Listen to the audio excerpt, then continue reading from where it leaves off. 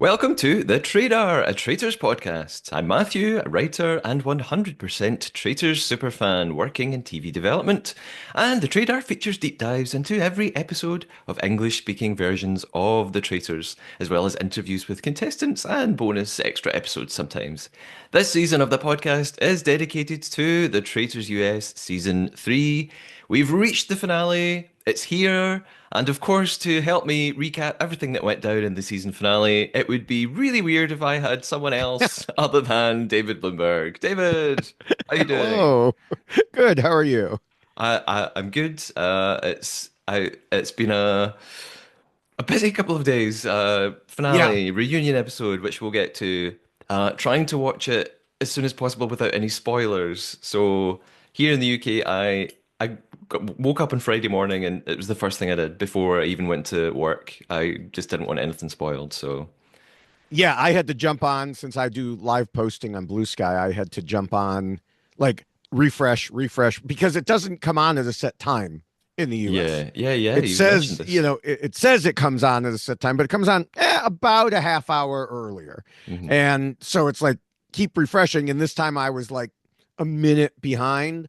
So I started seeing a couple things before I actually saw them happen, Yeah. and I was like, but yeah, I did want to mention, I noticed you've changed your intro over the years. You used to say you're 100% faithful super fan, and now you say you're 100% super fan. So I believe, because that's how I started saying I'm 100% traitor, and so I believe that I have pulled you over to the dark side now. I'm slowly moving you over. You are no longer declaring yourself a faithful. Well, I've just decided that anyone can say they're faithful. It doesn't mean anything anymore. And Well, true. if I say I'm a faithful, people get mad at me. And if I don't say I'm a faithful, people get mad at me. I can't win. Yeah. So I've I've decided to ditch it, and I'm just 100% whatever, whatever Super I feel fan. like. Yes, yes.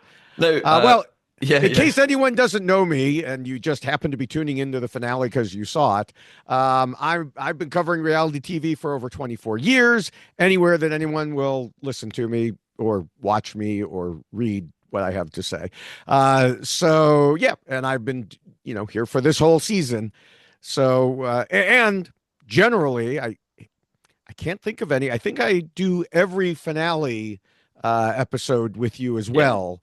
So, those two things overlapped here, I've been here the whole season and do the finale. So yeah, it's not a surprise I'm here. Yes. Now, before we get into this episode, we are going to set up our game, The Trader Traitor. The not so secret mission for David and I from here on in is to tell a lie to one another. The lie has to be a fabrication or a made up fact, big or small, about the traitors or about ourselves or anything. For example, I could lie and say that for the end game, Alan dressed as Mrs. Doubtfire, when in actual fact, he dressed as a Project Runway Merlin. However, I couldn't lie by saying, I now think Dolores was the greatest, most strategic player this whole season. That would be a fake opinion.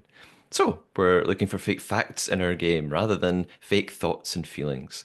At the end of the podcast episode, we'll guess each other's lie, and listeners, you can join in too and see how good you are at traitor detecting. David, for possibly the final time this season, are you ready to betray me? I am. But I do have a question. Okay. Project Runway Maryland.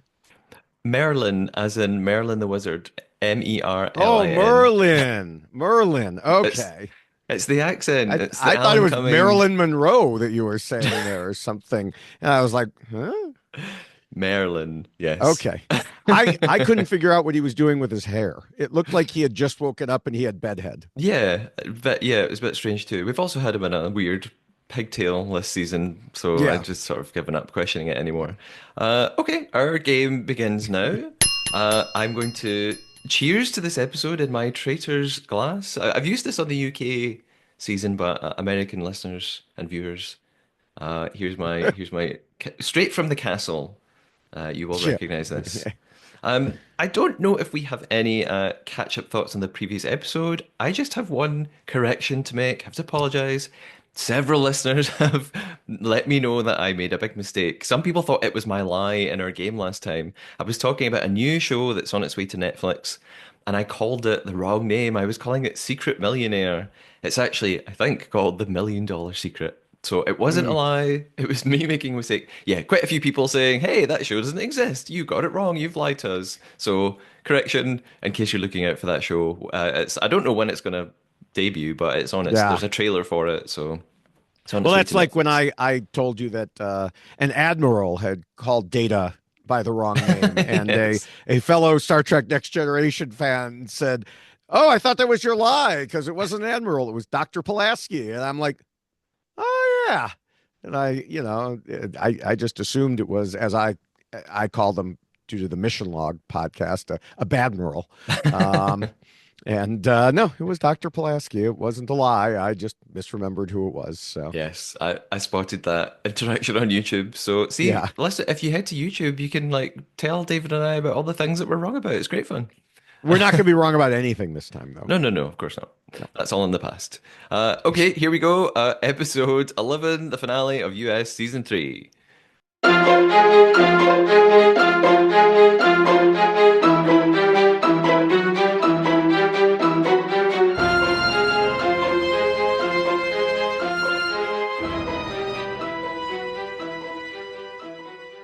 So for our, a recap, we've got, well, actually, before the recap, I want to say something that Mark, who does a lot of editing in the podcast, Hmm. pointed out something to me. He reckons there was a bit of a spoiler on, here in the UK, the show is on BBC iPlayer.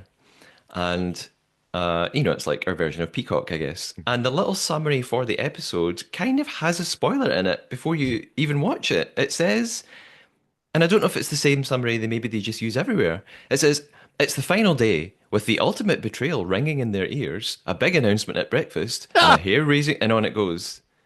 So that, saying the ultimate betrayal ringing in their ears kind of suggests what the outcome of the tie break or the revote was going to be.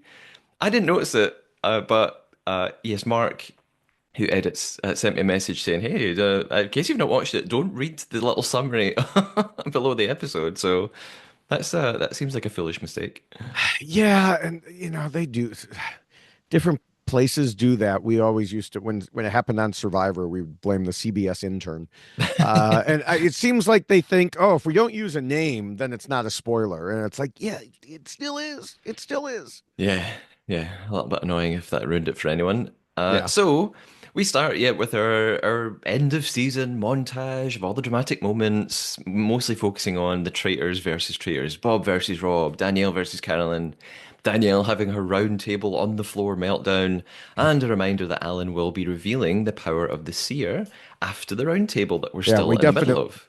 definitely need to be reminded of that. It's not like he's mentioned it Yeah, I said it one time. 652 times in the last four episodes. Exactly. And we are still in the middle of that round table because there was a tie between Danielle and Ivar, or Iva, or however the hell you say his name. And the I've outcome determined that rests. Ivar just can't pronounce ours, I and so think it's therefore he just, I think makes, it's his fault. Yeah, I'm yeah, going with that. you know. It means that the outcome rests on Brittany, who seemed shocked in the final moments that Dolores had still voted for Ivar in the second round of voting, even though it looked like she had given some sort of nod towards Danielle, which threw Brittany off. And here we go. We start right back in the episode. It's two votes for Danielle, one for Ivar. Brittany's either going to send Danielle home or take it to a tie again.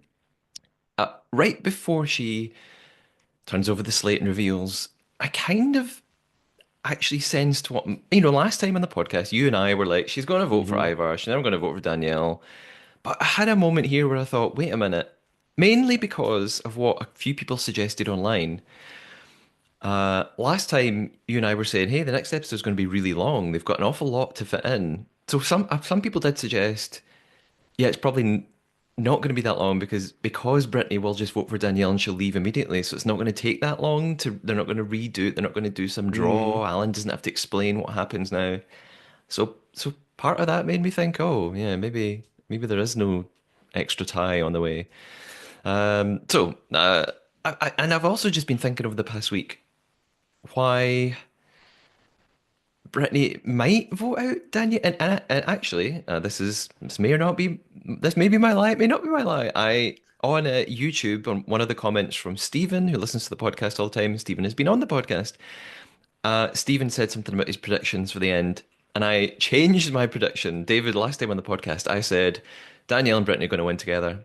I Mhm. changed my prediction to just Brittany on her own, and posted it during the week, because I started, yeah, we'll get to it, but I started to wonder, she's gonna panic and think that it'll make her look bad if she votes for Danielle, and I think you've probably got more to say about this, so we'll get to. She turns over the slate, she votes Danielle.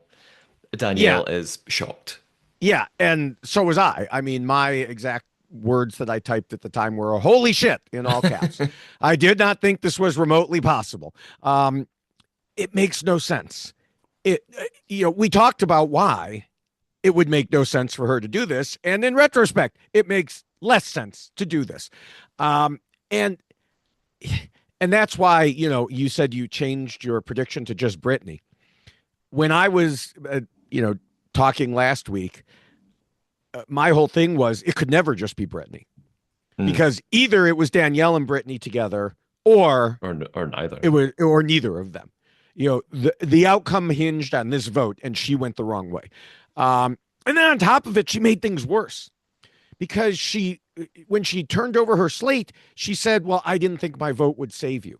So, in other words, you're admitting that you didn't like change your mind. You didn't have this big revelation, this aha moment, like, oh my gosh, Danielle Yeah. really is a traitor. No, you're admitting you did it just to go along with the crowd. So it was just such a terrible move. Yeah. It was so bad. And we were predicting that Brittany would be smart enough to do the right thing. And for whatever reason, she didn't. She made the worst possible move from a strategic and logical standpoint. And, a lot of people on social media are like, you were wrong. See? And I was like, yeah, because I predicted according to what would be the best thing to do. And she Mhm. did not do the best thing. I overestimated her in that moment and she messed up, because, she said that she did it because people were suspicious. Or I think right afterwards, she said something to the effect of, it wouldn't have mattered because people were suspicious of her and therefore she would have gone out next or something like that. Yeah. But it didn't matter. This is the math I went over last episode. It would have been Brittany and Danielle, and Dolores was still in Danielle's pocket. We saw that. We would later hear about that some more, but I don't think I have seen no reason, and I know we'll get to the reunion in a separate episode, but I see no reason that Dolores would have changed. And so it would have been those three against the other two, and they would have gone to the end. And yet last week, Brittany was making fun of Dolores not understanding math. Yeah. I get, yeah, I think that panic overtook her, and emotions overtook her, and I think she has just became so preoccupied with the idea that she would look bad. Like she just Mm-hmm. wanted to look like she was in agreement with everybody else. And I think she thought, well, I could save Danielle now. Next banishment, they're all going to vote for it. I can't save her. I can't then. I think she just thought, I can't then change my vote. I'm going to have to do it now. Yeah, but she So, did it in a tiebreaker after she already tried to vote to well, save her. yeah, It yeah, made That's the thing. It would have been better. Still wouldn't have been good, but it would have been better if she had just started out by with voting against Danielle, Danielle yeah. and said, "Oh, I came to that realization." It not I voted to keep her and then I voted to get rid of her because what? There's no logical reason for what she did. Like you said, I think the emotions overcame her. I think she got scared. Yeah. I was talking to someone on Blue Sky, and they said, well, she did this as a move to win. And I said, no, she did this as a move to try not to lose because she thought she would lose. And this would be her way of trying to put up a defense against that. But it wasn't. It was, it's kind of like in, sometimes in different sporting events, when you play not to lose, you end up losing. You've got to play to win the Hmm. game. Yeah. It's like it's a famous, a well-known thing I at least say with my family and friends in football. That would be American football. Um, Sometimes when a team gets a lead, they put in the what they call the prevent defense. And the idea is okay, let them get a little bit of yardage, but don't let them score. Prevent them from scoring. Inevitably, because they're changing their defensive scheme that has been working, what I say is the prevent defense prevents them from winning. It prevents the team that's doing it. Inevitably, something goes wrong. And, I'm not a football coach, although I play one on my couch. But I feel like that's what she was doing here. She was trying to prevent herself from losing and instead of just open the door for it to happen. Yeah. And I thought the same as you that when she said, I thought my vote wouldn't save you, it just sounded so strange and suspicious and not, it didn't make sense for a faithful to say that. Right. So yeah, I Yeah. thought she should have come up with some reason like, oh, someone just said something a moment ago and it made me rethink things, or I can tell by the way you're acting, something like that. Yeah, I Um, didn't like the way that you just tried to heap emotional guilt on Dylan, and only a traitor would do that. yeah, Something like that was her only. I mean, if she was going to vote that way, you don't admit the true reason that you're voting that way. yeah. So Danielle, you can see her reaction. She's completely shocked. She just says, "You Mm-hmm. did it to me again." And even Dylan goes, "Wow." Like Yeah. he's shocked that she's turned on her. Brittany's crying. She's saying sorry. Um, so Alan invites Danielle up. She's been banished. She goes round everybody one by one. She sort of says thank you, gives them a little message, and then Brittany, she just says, "Wow," again. Uh, Tells them that she says, "I was going to come and play for my family by any means necessary, and of course, I'm definitely a traitor." Off she But you goes. forgot you forgot the hair flip. And she flips her hair, yes. Brittany's, she's got her head on the table, she's crying. Gabby and Ivor comfort her, and Danielle's telling us that she feels stupid. She's embarrassed that she believed Brittany, and she should have killed her when she had the chance. Um, I get. I mean, well, maybe we'll talk about this more in the reunion. I don't know, but it it seems like Danielle there thinks, man, Brittany double crossed me the whole time, and Brittany wasn't double crossing her the whole Right. time. It was a panic move at the last minute. Right. And that's what I'm saying. Danielle said that and appears to still say that. And it's like, no, no, she didn't intentionally double cross. That's what I mean by she wasn't doing it to try to win. She Yeah, didn't think if I kill off Danielle, then my path to the end is set. And that's why I'm doing it. I'm double crossing her. No, it was, oh my God, I have to kill off Danielle now or else I'm doomed. And it's like, no.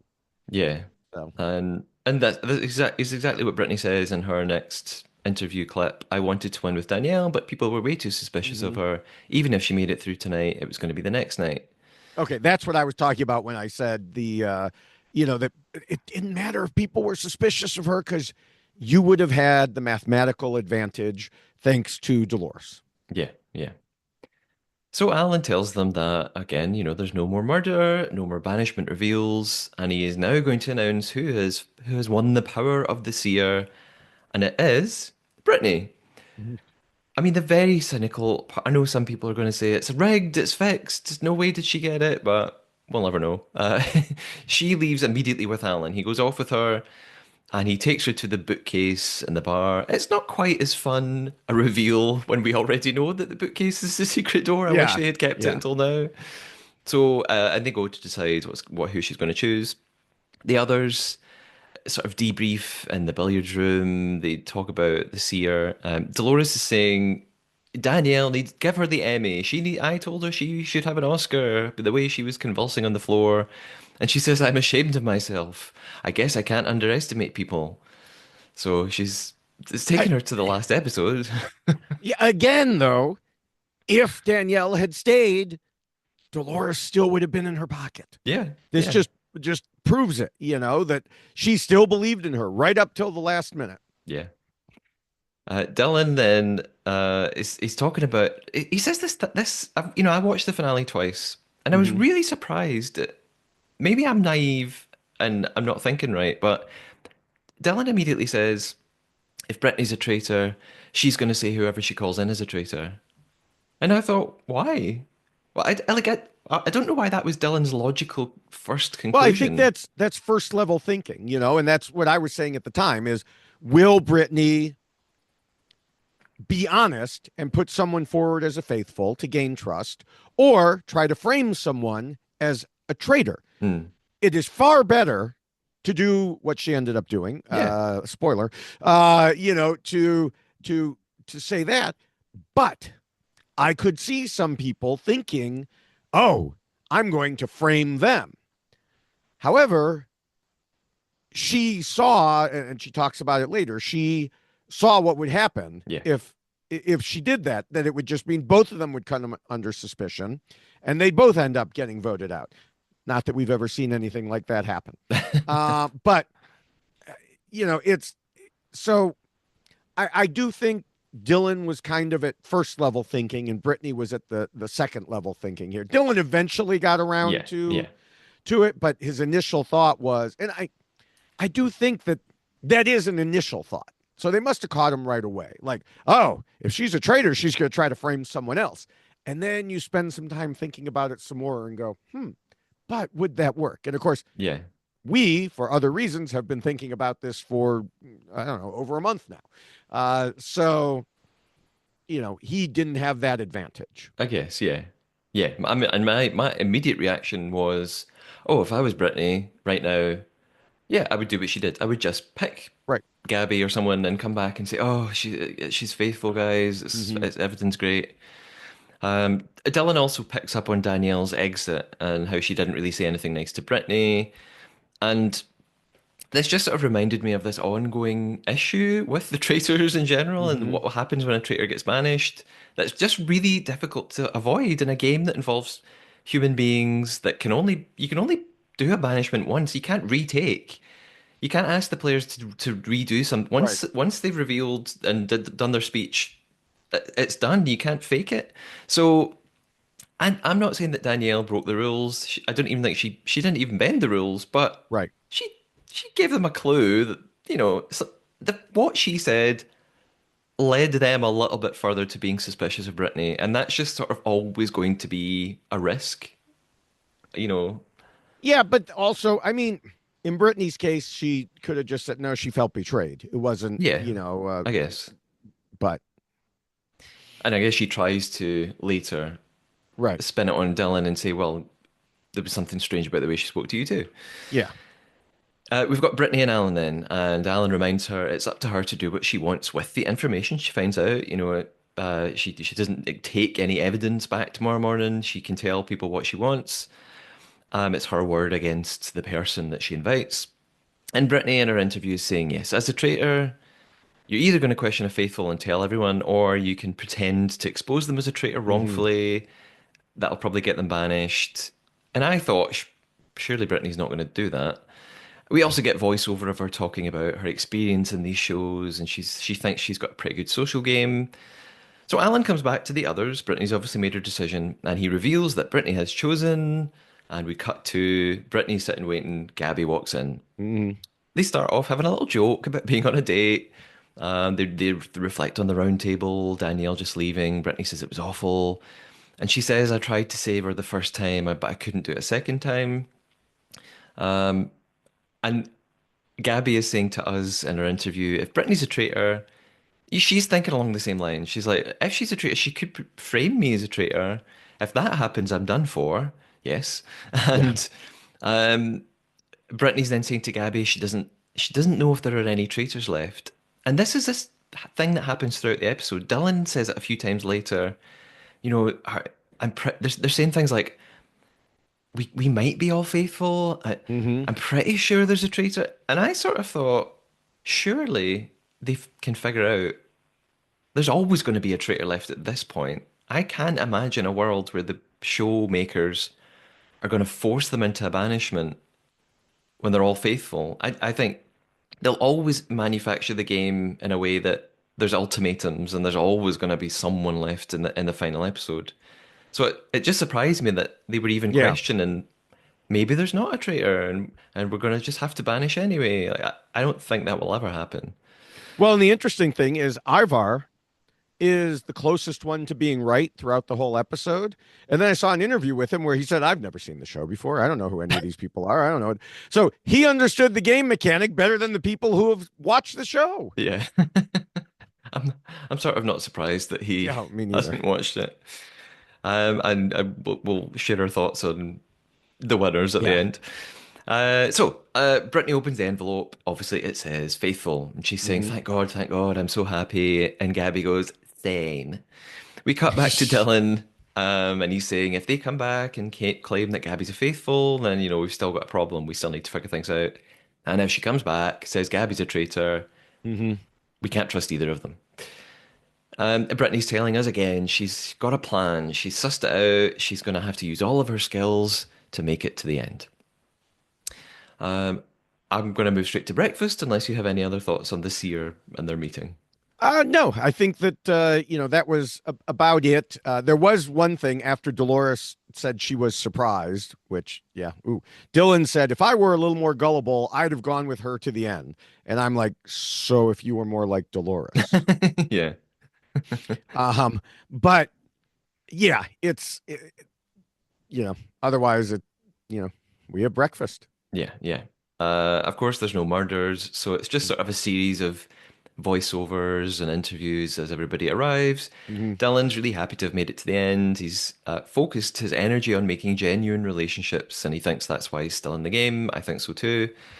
Dolores talks, she says, oh, it's time to reflect on all the people who've been here and been and gone.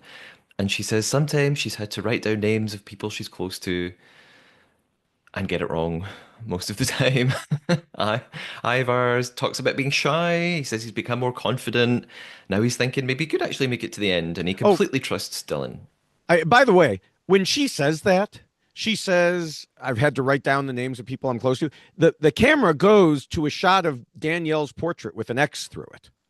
I'm like, but She she didn't. didn't vote Yeah, Danielle. I noticed that as well. I thought that I'm doesn't like, make sense. why are you doing this? She didn't vote for Danielle. Yeah, Why? yeah, I thought the same. Silly editing. Yeah.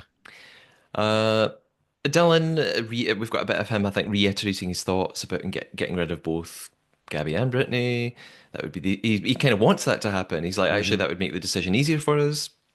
We get our dramatic slow motion shots of Gabby arriving to breakfast. She looks incredible. She knows that her fate depends on what Brittany's about to say. Now we've got Brittany arriving down the stairs, and again she repeats she's a gamer. She suggests that maybe she'll be able to work some magic and pull off a blindside. I I feel like they're trying to lead us down the wrong. I think what she's Oh yeah. referring to is she's going to have to try and get Dylan out, but they're trying to make us Right. think she's going to say that Gabby's a traitor, which she Hmm. isn't at all. Right. So they arrive in the breakfast room. Brittany talks about. They get to it fairly quickly. She says, I've had suspicions about Gabby along the way. I've even brought it up at the round table. So here's the deal. I was pretty sure this was the case, but I can say with confidence that Gabby is. And she pauses and says, a faithful. And Gabby is saying, I told you, and you, and you. And she says that she doesn't think a traitor would do. She doesn't think that Brittany could be a traitor, and she thinks Brittany's done her a big favor. For now, anyway. I mean, I think she changes her mind later. Well, and also, I mean, I saw one interview where she was talking and said something to the effect that, "Oh, dinner with her made me even more convinced she was a traitor." Okay. So again, we have this difference of what they say after the game and what they say Mm. in the game, and I don't know which to believe. Yeah, well, there's definitely a hell of a lot more. going on than what we see based on the Yeah. way that the next banishment goes, I Yeah. think. And by the way the end game goes, I would say Yes. I have several questions about what ends up happening. So, Dylan, he now is confused. He doesn't understand what's going on because he was so sure Brittany was a traitor. This is throwing him. Again, I thought, to me, it's perfectly plausible for her to still be a traitor and come back and say Gabby's a faithful. I don't think it should throw him this much. And I guess it doesn't last long. We, Yeah. And we also have, we have a situation that's different from a previous time when the seer appeared on the show. If you're absolutely spoiler averse, like skip the next 30 seconds or so. But in that, it's the last time it was this big mess and it screwed over everyone's. The seer twist screwed over someone's game completely. This time, I'd say it ended up being a bust, neither helping nor hurting anyone. I mean, maybe helping Gabby a little yeah, bit, yeah, but I mean, for as much as Alan talked about it and as much as they kept him in the show talking about it, and they named last episode The Power of the Seer when really the power came out this episode. And it's just like, stop it. Stop relying on twists. Just, this is something that I and other people said about Survivor for a while when they were throwing all these twists in. It's like, stop it. The twists are usually a bust, and or they ruin someone's game who didn't deserve it. And you could just rely on the players. The same thing with US Big Brother.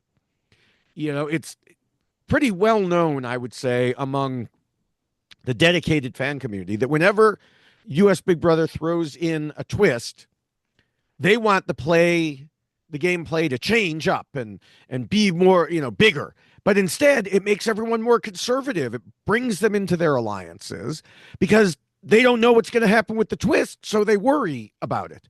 yeah. And it's like, if you knew someone in TV production, you could tell them, stop it with all the stupid twists. Yeah, I'm on the same page. I have always said, before each new season of The Traitors, there's lots of press, and they'll have Alan or Claudia from the UK teasing us and saying, Mm-hmm. "Oh, you think you know the game, but there's twists coming." And I Right. always think you don't need at season three. Right. The show is still fresh enough to just play it the way it is for now. I think it's just a fear in TV production that we're going to lose viewers. TV's dying. We need to keep it Mm-hmm. fresh and I understand that for a show that's been on for a long time and maybe it's the Right. ratings are dropping and it's failing a bit. Survivor Traitors is still fresh. It's 3 seasons in. I mean, in the UK, the viewing figures were higher this season than ever, like triple Mm-hmm. the first season or something. So I don't think they need twists and turns at this point. And I think of big formats like here in the UK, like Strictly Come Dancing, so Dancing with the Stars, that's been going for 20 years. It's pretty much the same show. They don't do mad, crazy twists. They don't have immunity idols They and don't have immunity idols. They don't voting have out, one team can vote out another team and nothing. And it's still it's the biggest show on UK TV because people like the opposite. They like the familiarity of it. They like to yeah. know what's going to happen. Or like, I think I'm a Celebrity, Get Me Out of Here. Huge show in the UK. As far as I know, kind of just the same as it always was. They don't do anything wild to change it. So Hmm. I think The Traitors doesn't need big changes to the game itself that can potentially, like you said, actually screw the game over a bit, just for the sake of having something new.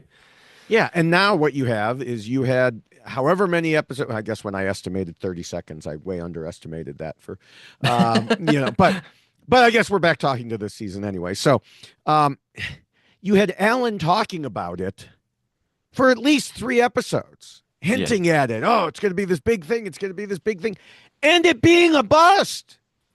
yeah. So, first of all, if you're in production of the season, why did you keep in all those references when you knew what the outcome was going to be? Mm. And second of all, this is, you know, if I'm just a person watching, I'm like, really? That was the big thing that they were promoting? Eh, Yeah. it didn't do anything, I guess I you know? understand keeping in the references because it still keeps people hopefully watching because they think something exciting's going to come, even if it doesn't really come to much. But yeah, we cut to Brittany saying she she does completely understand why she was like, yeah, if I told everyone Gabby was a traitor, Right, she'd just deny it and we'd both end up banished. So right. I thought, oh, thank goodness. Yeah. Yes. And then Dylan eventually, I don't know if this is at breakfast or a little bit after, he, starts thinking through all of the available options to the point Yeah. of overthinking it, like, well, wait, what if Brittany and Gabby were traitors together? Yeah. Yeah. And um and I think I don't remember if it's in this episode or the previous episode. He has a conversation with Ivar. No, it must have been this episode some point. That Ivar is very insistent that there's only one traitor left, not two. Yeah. It is this one. Yeah. Okay, and I think that helped save Gabby. Is Yeah. Ivar being like, no, there's no way. And again, Ivar is the one who understands the format the best, even though he's never watched it. Yeah. Yeah, you're right. It's Dylan says this at the end of breakfast, and Ivar is the one later who's like, no, come on, there can't be Yeah, two. I mean, I'll talk later about why potentially there could be two, but there probably aren't. So yeah, I Dylan I don't know how suggest there could have been two um because I believe they're told there could be between 3 and 5 traders to start. yeah. So even if there were 5 traders, there never would have been a recruitment. Um unless the traitors were just at some point given an option of recruiting instead of murdering when they didn't really need to, and But then they let them recruit an extra one but then without. they would have noticed there was no murder. Well, unless again, you're right. It's incredibly unlikely unless they murdered and recruited on the same Right. night for no, for some fake made up reason that they just throw in there again to Yeah. sort of throw a twist in the format. Hmm. So it's like it's not impossible, but it's just very improbable, I would Yeah. say. Yeah. Um, yeah, Alan. Before the end of breakfast, Alan he gives them their clue about the mission that's not really a clue. Well, he says that from now on there's no more reveals, and you can only rely on your instinct. How's that been going for you so far? Ha ha Yeah, ha. I I like the feel little that's very targeted at some people. Um, with and good reason. he says for the final mission, who's got the skills to pay the bills? I think he's I, saying all these phrases like he thinks they're really American, and I don't know if they are. It's just like a random I, phrase. I, I, I've never heard that, but then, I mean, I had never heard the lyrics from the rap song that he quoted earlier. So, Yeah. So maybe I'm not the best example here, but yeah, when he said, as you might say in America, I'm like, no, yeah. no, I don't think we would. Yeah. I get is who's got the skills to pay, is that a clue for the mission? Because they need skills to throw the money No, in the and he says, you'll miss me when I'm gone. And I thought maybe he means that they might miss throwing something. I don't think it is that. I think no, there's just no clue this time because yeah, the writers they can't be bothered. They've got yeah. to the end of the season. We don't need to give Alan a clever riddle. So off we spread round the castle, super quiet. There only are 5 people left. They can't find one Hmm. another. Gabby's asking Dylan and Ivar if they think, yeah, there's another traitor, and they agree there must be one other traitor. Um, Ivar notices that Dolores didn't vote to banish either of the last 2 traitors. Maybe that's suspicious, or maybe it's just Dolores not having a clue. Hmm. Gabby, so when I was watching it for a minute, I did think, are they going to turn on Dolores now? That would be actually quite I was enjoyable. rooting for them to turn on Dolores. I was typing, yes, yes, Ivar and Dylan, go after Dolores. Yeah. And yeah, that was my Yeah, I hope. guess it was a fleeting suspicion that didn't I mean, my last. biggest hope coming, once Danielle was gone, my biggest hope, I still wanted Brittany to win somehow, even though from a logical perspective, she had really screwed up. Um, but if not, all I wanted was for Dolores not to win. That was the only thing. If you look at my Blue Sky post, that was what I was hoping for throughout the whole thing. Yeah, I thought you might feel that way. Yes. Um, Gabby here, cleverly, I think, she points out, look, I think Gabby knows, well, she says she's either been protected by Danielle or she's with Danielle. I think Hmm. she knows Dolores is not a traitor. So I'm giving Yeah. props to Gabby. she's more clued into the game than I had thought very early on in the season. I've actually really grown to quite like Gabby. She really made me Yes, laugh. same. Early on, and there's some discussion of this in the reunion that we'll get to. But yes, early on, she was coming off as ditzy. Yeah. And, as the game progressed, I noticed and, the same thing that, oh, she's figuring it out. Now, she does say something later that takes her back to the ditzy camp. Um, but in the game itself, yeah, she was on top of things, certainly more than many of the others. Yeah. Yeah. We've also got Dylan talking to Brittany. They're in the library, I think, and he's talking Hmm. about Danielle's exit. And he's, about how Danielle seemed mad at Brittany personally. And Dylan tells us he's learned from his big brother how a good actor operates, and he's certain that Brittany is acting. Brittany knows it. She's seen as well. Yeah. We cut to her interview. She's like, I know he's suspicious of me. My only plan, really, my best plan is to get the girls together and go after him. So it's a little bit like I think the previous episode when Danielle and Gabby were sitting beside each other in silence. Right. Like they kind of both know what the other one is thinking. Um, we've got Dolores and Dylan in the corridor. Dolores it does a classic Dolores, and she says to Dylan, "We have to vote somebody out tonight. It's Brittany." And Dylan's like, "Yeah," and then she goes, "Or Ivar." Yeah. And I was like, "What? You're still on that?" And even Dylan's like, "You're going to vote for Ivar? You really? You Yeah. think he's a traitor?"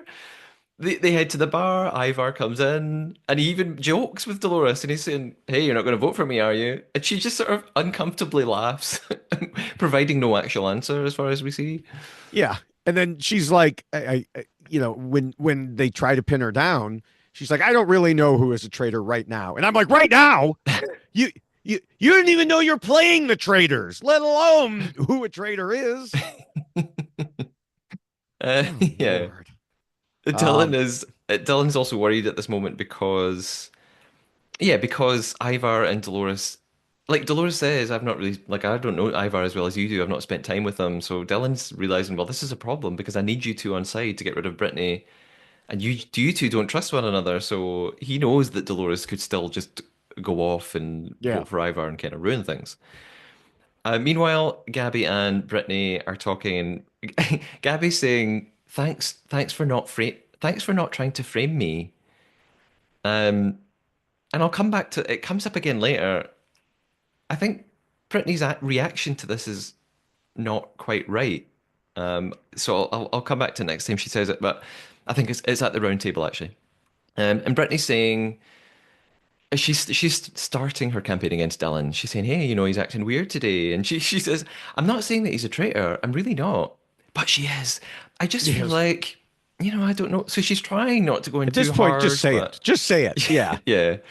And I mean, Gabby's, this I can understand that earlier in the game because that way, if you succeed and the person is voted out and they get up there and they say, I'm a faithful, you could say, well, I never said he was a traitor for sure. I just said I thought he was acting suspicious.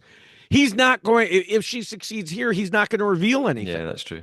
Yeah, So you actually want to push that he's a traitor yeah, because then, okay, he's gone. Maybe they'll all throw green instead of red and you yeah, win. yeah. I guess maybe she's thinking about the way that Bob the Drag Queen and Rob played it, and she's worried that, if you go in too hard, it doesn't matter what happens to Dylan, but does it then backfire on Mm-hmm. her? But maybe that doesn't work because of what you just said. Maybe they Yeah, just think, oh, well, maybe. But right. if she feels it's too much of a change in her personality, maybe that it comes off strange. I don't know. And Gabby's That, saying she's yeah. not going to write anything off. She says she's never really been close to Dylan. In fact, Dylan's been suspicious of her most of the game. I don't know if Gabby's just saying this to Brittany.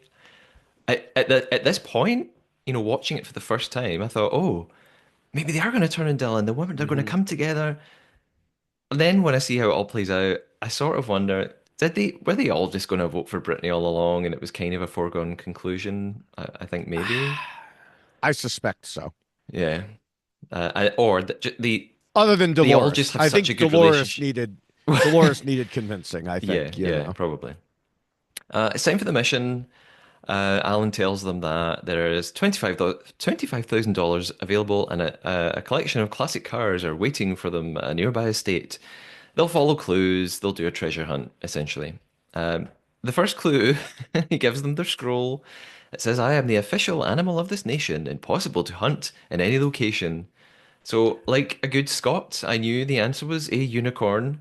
I feel like we've How talked about this before. I don't remember talking about this before, and I got some questions about this, like to ask you, like your official animal in Scotland is a pretend animal? I mean, Yes. like how what?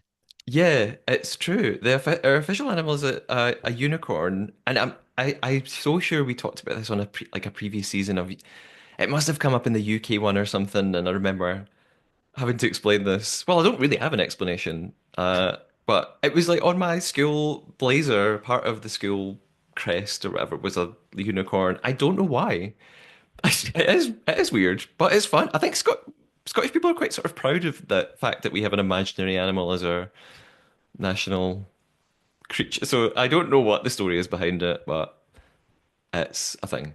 Yeah. Okay, my the other thing is a member of the British royal family did not know immediately that the unicorn was the official animal of Scotland Well, that doesn't surprise me so much because because they don't care he's about Scotland. English, doesn't really care about Scotland, except when he gets to go to fancy Balmoral and stay there. I don't know. I Yeah. just feel like that would stick with me, like, wait, what?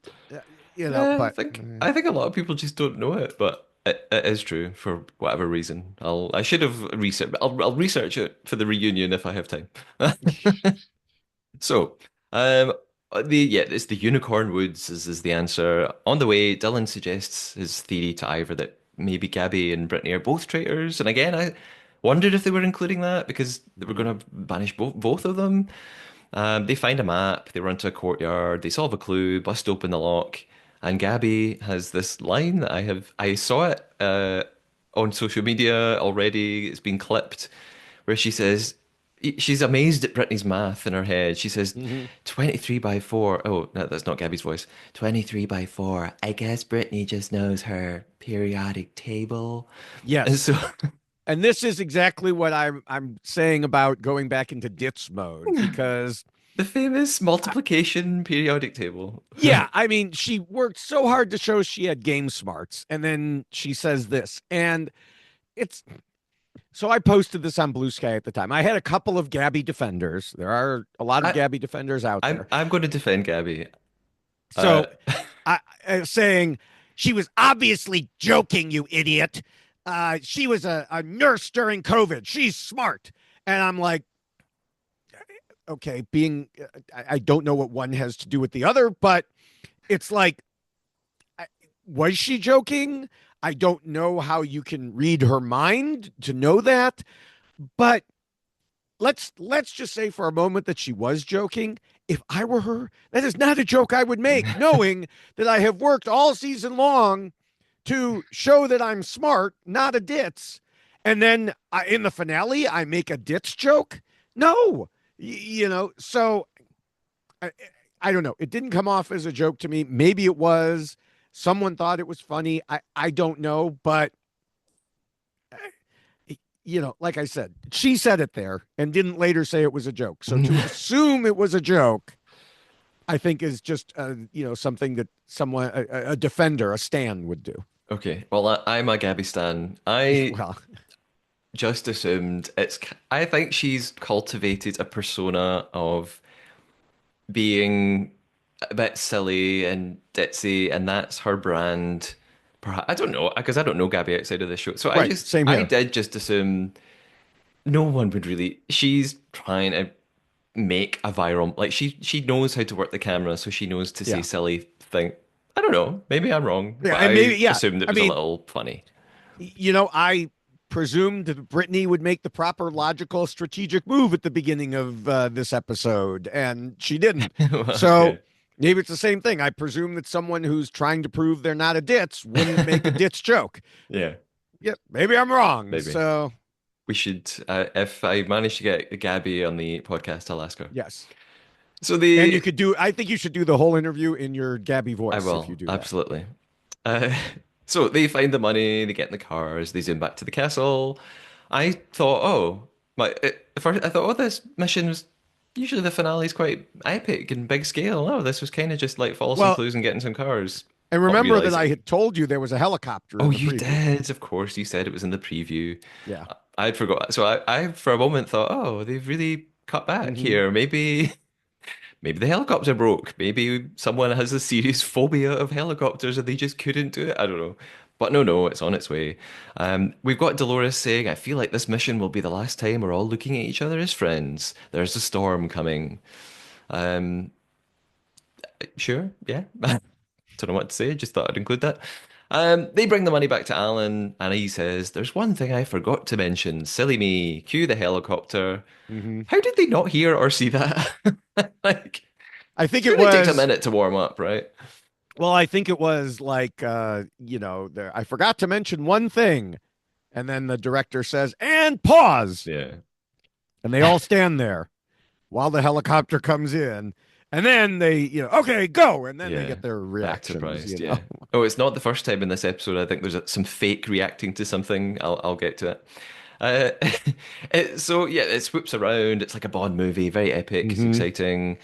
And Alan explains that they can double the money they found by taking to the sky and dropping the money bags in the familiar burning ring of fire. And he says, oh, and one last thing, a technicality. You won't be traveling in the helicopter, you'll be dangling underneath it. And Gabby just says, I'm not doing that. So, Yeah. uh, So for those, again, I don't consider this a spoiler or anything, but if you really don't want to know anything about the UK, skip a few seconds ahead. But yeah, it's a little extra compared to the UK with they had to get the cars first, which I think was just to build up the prize pot. Because that was so simple. It was like, here's, it's like they usually do at the last mission. Here's some money for free. We're just yeah. going to pretend it wasn't free.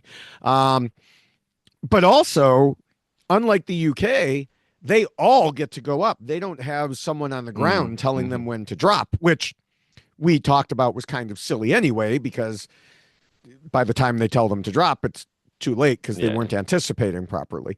But yeah, so it is interesting because you mentioned, I wonder if someone, if someone had a horrible fear of going up in the helicopter. I wonder if that was the situation in the UK. I don't remember who did the calling, but Uh, maybe they had them be the caller because they knew there was no way this person was getting up there.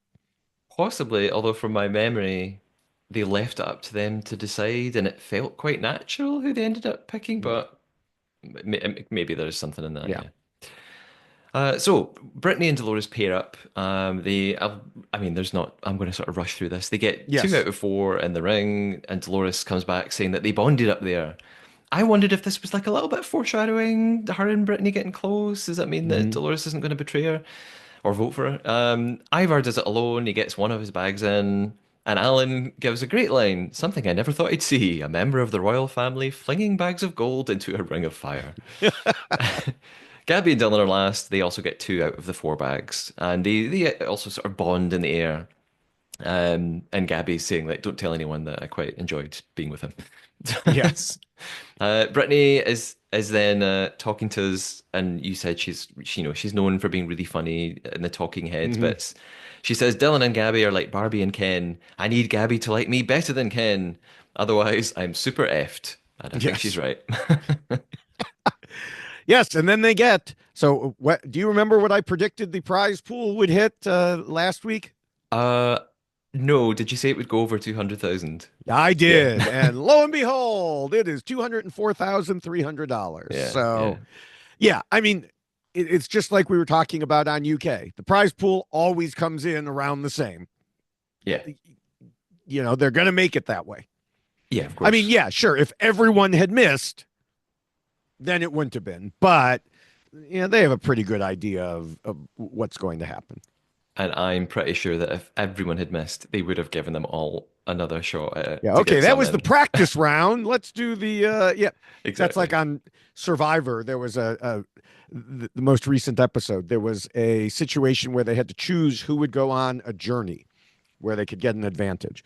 And so it came with instructions. on how to do it. And it involves like everybody getting in a circle and putting out a number on their hand. And so they all, this one tribe gathered around, and one person said, "This is practice." And another person said, "No, it's not. This is for real." And they did it. And the person who said it was for real won. And the person who said it was practice said, "No, no, no, that was just for practice." And the other woman's like, "What are you talking about?" And then it ended up everybody else sided with the practice one. And Oh, then the one who said it was practice ended up winning and getting to that's not fair. go. Yeah. I'd be annoyed. So I'd be mad. so was that woman. Yeah. I bet. Okay, back to the castle, and basically, Brittany is in attack mode. It's boys v girls. Well, it seems like it's boys v Yeah. girls. As it turns out, it's not really. Yeah. Brittany's trying to turn around Danielle's exit. This is what I alluded to earlier, and make it look like actually Dylan came off worse than her. And she says, Danielle's face was more shocked when he voted for her, and she said it was unbelievable. So she's trying to make something Mhm. out of this for the others to cling on to. And she's saying, don't negate the fact that anyone could be a traitor. We can't be blind to that. We've been blindsided before. Ivar could be a traitor. Dylan could be a traitor, especially since he and Danielle were so close. So she's doing her best to convince them. Meanwhile, Dylan's telling Ivar that he's 100% voting Brit tonight, and he says that the only way that Gabby's a traitor is if they're both traitors. And here's where Ivar just says, no, there's no way Yeah. there's two traitors left. And Dylan's like, well, we don't know anything for sure, and he's right, but if I was gonna bet, it's very unlikely. Yeah.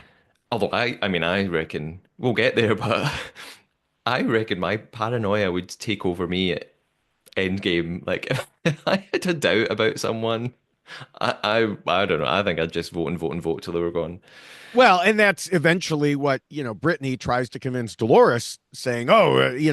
Dylan's going to keep voting. He's going to vote," which is what I thought would happen. Honestly, I thought that a scene from a couple episodes of Dylan and Ivar saying, "We're the only two we can trust." I thought they were going to vote everyone out Mhm. and they were going to win at the end, which I would have been okay with. Um, but Brittany also says Dylan has been all about the money and getting the money the whole time. And it's like, yeah, yeah. So, I mean, you're on a game show to get the money. I don't understand why wanting to I get the money I have is. a couple of suggestions for Okay. that because I also thought, Mm-hmm. is she going to explain what she means by that? And she didn't, so I tried to fill in the blanks. I wondered if she was suggesting a traitor would feel so confident, like especially the missions where there were shields available. Maybe Right. she was saying he never bothered about the shields because he might be a traitor and he's so confident that he didn't need it, Mm-hmm. and he was confident, yeah, he wasn't going to be murdered, so he could focus on the money rather than shields. That's all I could come up with, perhaps. Yeah, that's possible. That's possible. And then, of course, Brittany continues by assuring Dolores she would never cut her out of the money at the end like Yeah, Dylan will. And I'm thinking, yeah, of course you wouldn't cut her out at the end. You'd want her there at the end. And yeah, then Alan would cut her out. yeah. And I thought Brittany was doing a pretty convincing job Hmm. here. Like, I thought Dolores was going to buy it. And Although, I mean, doing a pretty convincing job with Dolores is like me turning around and talking to one of my walls here. It's like whatever you say, Dolores is going to come out and do what Dolores does. I guess. You Um, know, the final moment behind the bit before the round table is Dolores.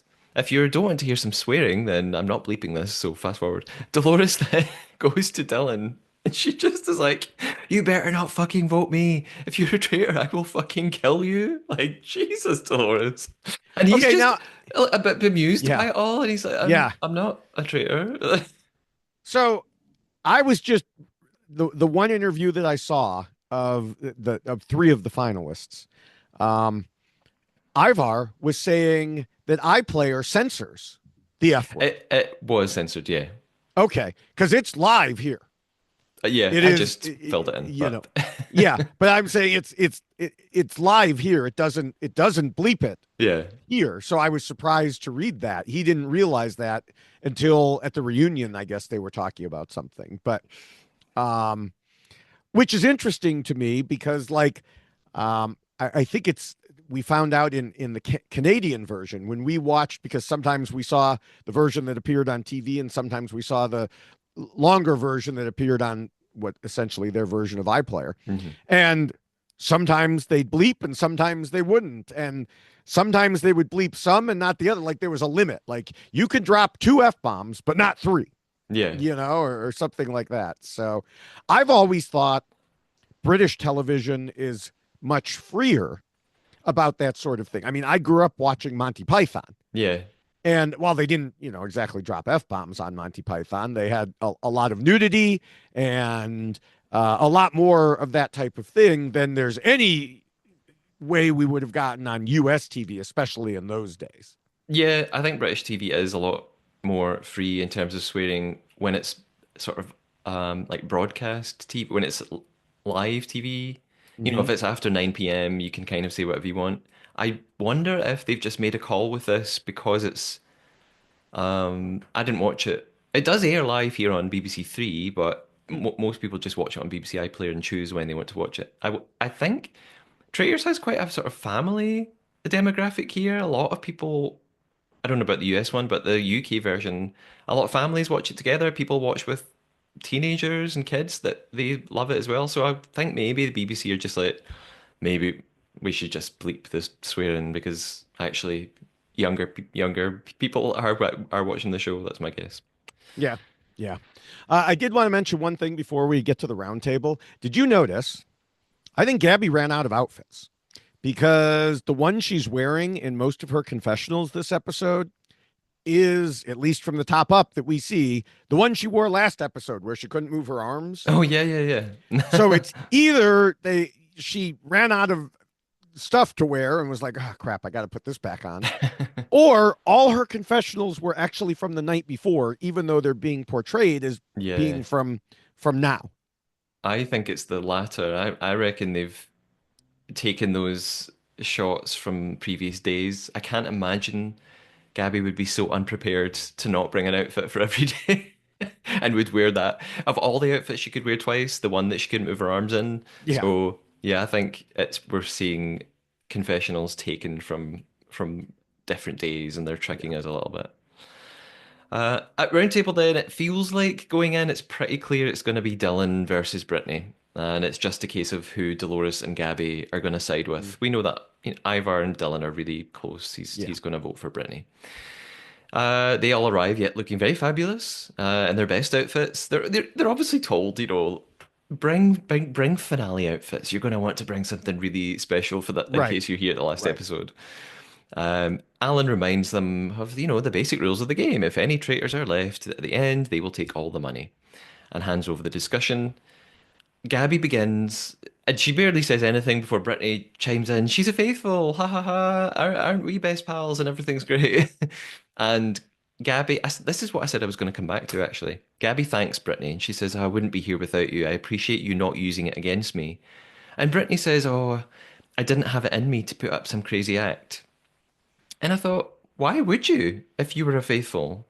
Like, only a faithful would have no reason to pretend that someone else was a traitor when they weren't. Right. So I thought Brittany's response should be, yeah, well, I'm not a traitor. Like, just be like, why would I do that? Instead of being like, oh, well, I made the decision not to pretend you were a traitor. Like, I just thought it was a silly Yes. response. Yeah, I thought the same thing as it happened. I mean, I guess, there are situations, especially earlier in the game, where one faithful might want to throw another faithful under the bus. Mm, Just for gamesmanship, if you think that they're to have a better chance survive. of winning or to survive or whatever. But yeah, in this case, it's like the only reason that would be even an option is if you're a traitor. Yeah. So yeah, I just thought Brittany didn't make enough of a big deal out of it, being like, Yeah. what do you mean? Like, Yeah. well, obviously I didn't.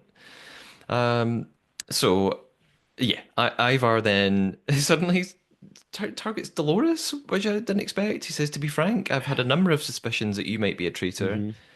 Dolores gives us this, my whole life I've been nothing but loyal and faithful. It's not in my DNA to be a traitor.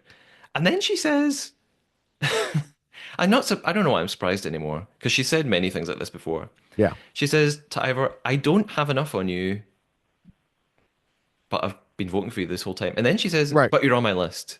I thought, well, if you don't have enough on him, why is he on your list? Like, what's your I justification? mean, everyone's on her list. It's a random number generator Yeah. essentially. It's she's got a periodic table of names and Ivor then he talks about his life as hmm being brought up in the public eye, and he said this before actually on the show. He says I don't do drama, and he says I right. didn't want to be a traitor when I came in. I wanted to be a faithful. He said he's been conditioned to stay out of the limelight, stay out of the hmm press, stay out of trouble. So it's just not in his nature to then come on a show like this, ask to be a traitor, and then deceive everybody. He's like, this just would never happen. I mean, it could have Yeah. happened. I mean, Uh, and the thing is, what both of them are doing is the same thing Danielle tried to do last time. I couldn't do it. It's not in my nature. It's they're bringing up all this personal outside of game stuff as if it has any bearing on it. yeah. It's like, no, you could have done. I mean, okay, no, Dolores couldn't have done it. She would have collapsed into a heap long ago. But I mean, like I said, it's the same thing Danielle was saying. These are not good arguments. I, I mean, I guess they're the I mean, only arguments you have, yeah, but they're good arguments if they work on the people there. right, right. Well, that's true.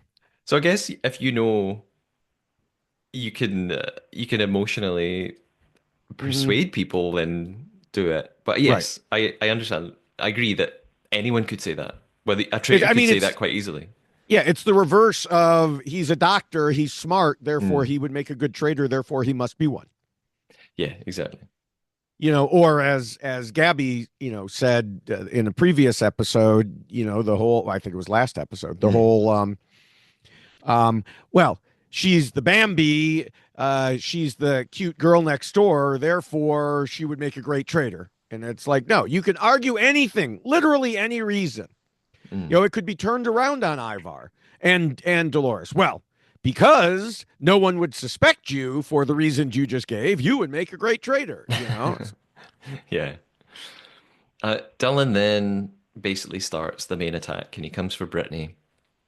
Again, he says there's a good chance all five of us are faithful. And I think, no, there's not. And he says that Brittany's the only person left who has had serious suspicions on her throughout the game, and hmm she has had votes at round table. Right. There was one episode she kind of almost went home. So yes, this makes sense, and I kind of thought that maybe people had forgotten this. And he says he felt like there was something more in Danielle's reaction to her last night. Brittany says, yep, it wasn't a great look, but I don't think what she said to you was a great look either, and goes back to what she covered earlier, that Danielle had Right. said it was unbelievable that Dylan had voted for her. And Brittany also says Dylan was too desperate to win the power of the seer, almost like a traitor would be desperate to not have their identity revealed. And Dylan's really taken aback by this. And Brittany, I mean, quite rightly says, well, why like you can say that I'm a traitor, but I can't say that you're a traitor. Yes. And he says, yeah, you can say it. It's just the way that you're doing it. Yeah, this bugged me too, and a lot of people, quite frankly, because everything Dylan said was spot on. He said, I believe that you and Danielle were in the turret planning for a storybook ending. And, Brittany just fired back and everything. So Dylan had a perfect read on the situation. But then I would say this is the one time public opinion flipped against him on social media is because he was like, I am shocked by the attack on me tonight. And it's like, okay, you were factually correct. She is lying and a traitor, but she also has the right to rebut his attitude that he can say things about her, but she can't say anything about him. It's like he had this holier than thou moment of, well, I know I'm a faithful and therefore I can say things about you, but how dare you say anything about me? Yeah, And I just wonder, has no one said anything negative about him the whole time? And this is like a big shock to him? I I don't know. think Like I so. said, it was the moment that social media turned on him, for a brief time, just for this attitude. Yeah, I do. I think he's just never had anybody really suspect him. Mm-hmm. He is quite not nervous, but he seems like really quiet. They all seem to love him and think he's really sweet and gentle. So I think he's just so not used to someone suggesting that maybe he's in the game as well. Yeah. But yeah, I don't think he should have been so affronted. Um, and Brittany's saying, "Well, look, I'm just defending myself. I get fired up. I get my notebook out, and I I start checking the evidence and talking to the manager." Um, and Dylan then says, just like Danielle did, and I actually thought this reminded me of what I'd been saying about Danielle before, that I said in a previous episode of the podcast, I thought she felt too rehearsed and too prepared in her defense. So I think Dylan is noticing that too. And he's like, yeah, yes, you're defending yourself, but you seemed so ready for it. I mean, why shouldn't she be, I guess, if she knew that he was coming Right. for her?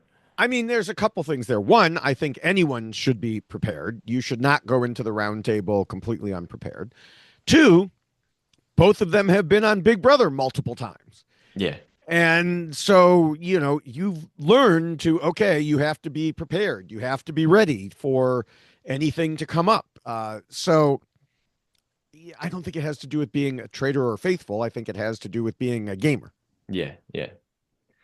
Dylan then, I'm not quite sure how he gets here, but he suggests that Brittany could have been recruited. And she's arguing back, well, if anyone was recruited, it would be you. You'd be the perfect, you're the faithful of the Mm-hmm. faithfuls. Surely you're more likely than I am. And yeah, Dylan saying the way you're reacting makes me think you're a traitor even more. And it just sort of goes on with her, like, well, what do you want me to do? Like, I'm going to have to defend Right. myself. Do you want me to just say, okay, we're at the end of the game? I think she's doing all that she can at this point. It's Yeah. probably maybe it is too much, but she's cornered. She's got to do something. So Yeah. it's her last chance to go out fighting. Right. I mean, that's all she could do was go out fighting at this point. Like I said, she made her mistake last round table. Now all she could do was, you know, act like a cornered badger, Yeah, you know. yeah. And Ivor does this funny thing by claiming that she's the meekest of the traitors, and that's why none of the murders are obviously connected to her because maybe she didn't get a say in any of them. And she just says, "Do I seem meek to you?" and he And says, "Well, you did," you know. yeah, yeah, Dylan's like, "Well, at the start, yeah." And Ivor's saying, "No, I mean in comparison to the other traitors." And I thought, well, what in comparison to Carolyn? Like, surely not. Yeah, Um, but in comparison to the other three, definitely. yes, yeah. But Uh, Dylan tries to give one final defense about why he's a faithful, but he's cut off by Brittany saying, "Oh, you may well be a faithful," and he just backs down. He's like, "Oh, okay." And I did worry at this moment that could be a problem for him. Like maybe he's lost his last chance. I mean, as it turns out, it's not going to be a problem at all. right, But right. uh, it's just funny when someone doesn't take their chance at the round table to speak because they're annoyed at somebody or they're afraid. So I don't know what else he wanted to say, but he Yeah, decided not to say it. yeah. So the votes come in. We start with, well, actually, we cut to a confessional of Dylan before we see the votes. And I thought this was another example of the confessionals ruining the outcome because we see Dylan just going, wow, I did not see that coming. So Hmm. I thought, oh man, they've banished him and this is what he's responding to. I was so annoyed. And we've got Dolores saying, I think maybe you clipped this already. I finally come to the realization that I'm going to have to vote with my brain and not just Yes, my heart. yes. And it's like, wow. I didn't think that was possible. I guess a blind squirrel occasionally finds a nut. I don't know.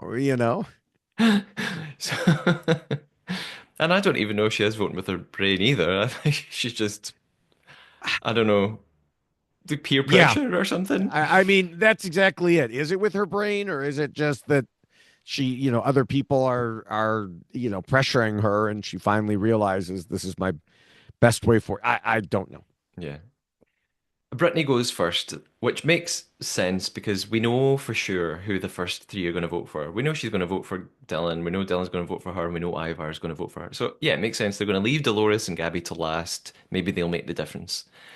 Um, and when she votes for Dylan, she's got this great phrase I've never heard before, and I love it. She says, "Don't come for me unless I send for you."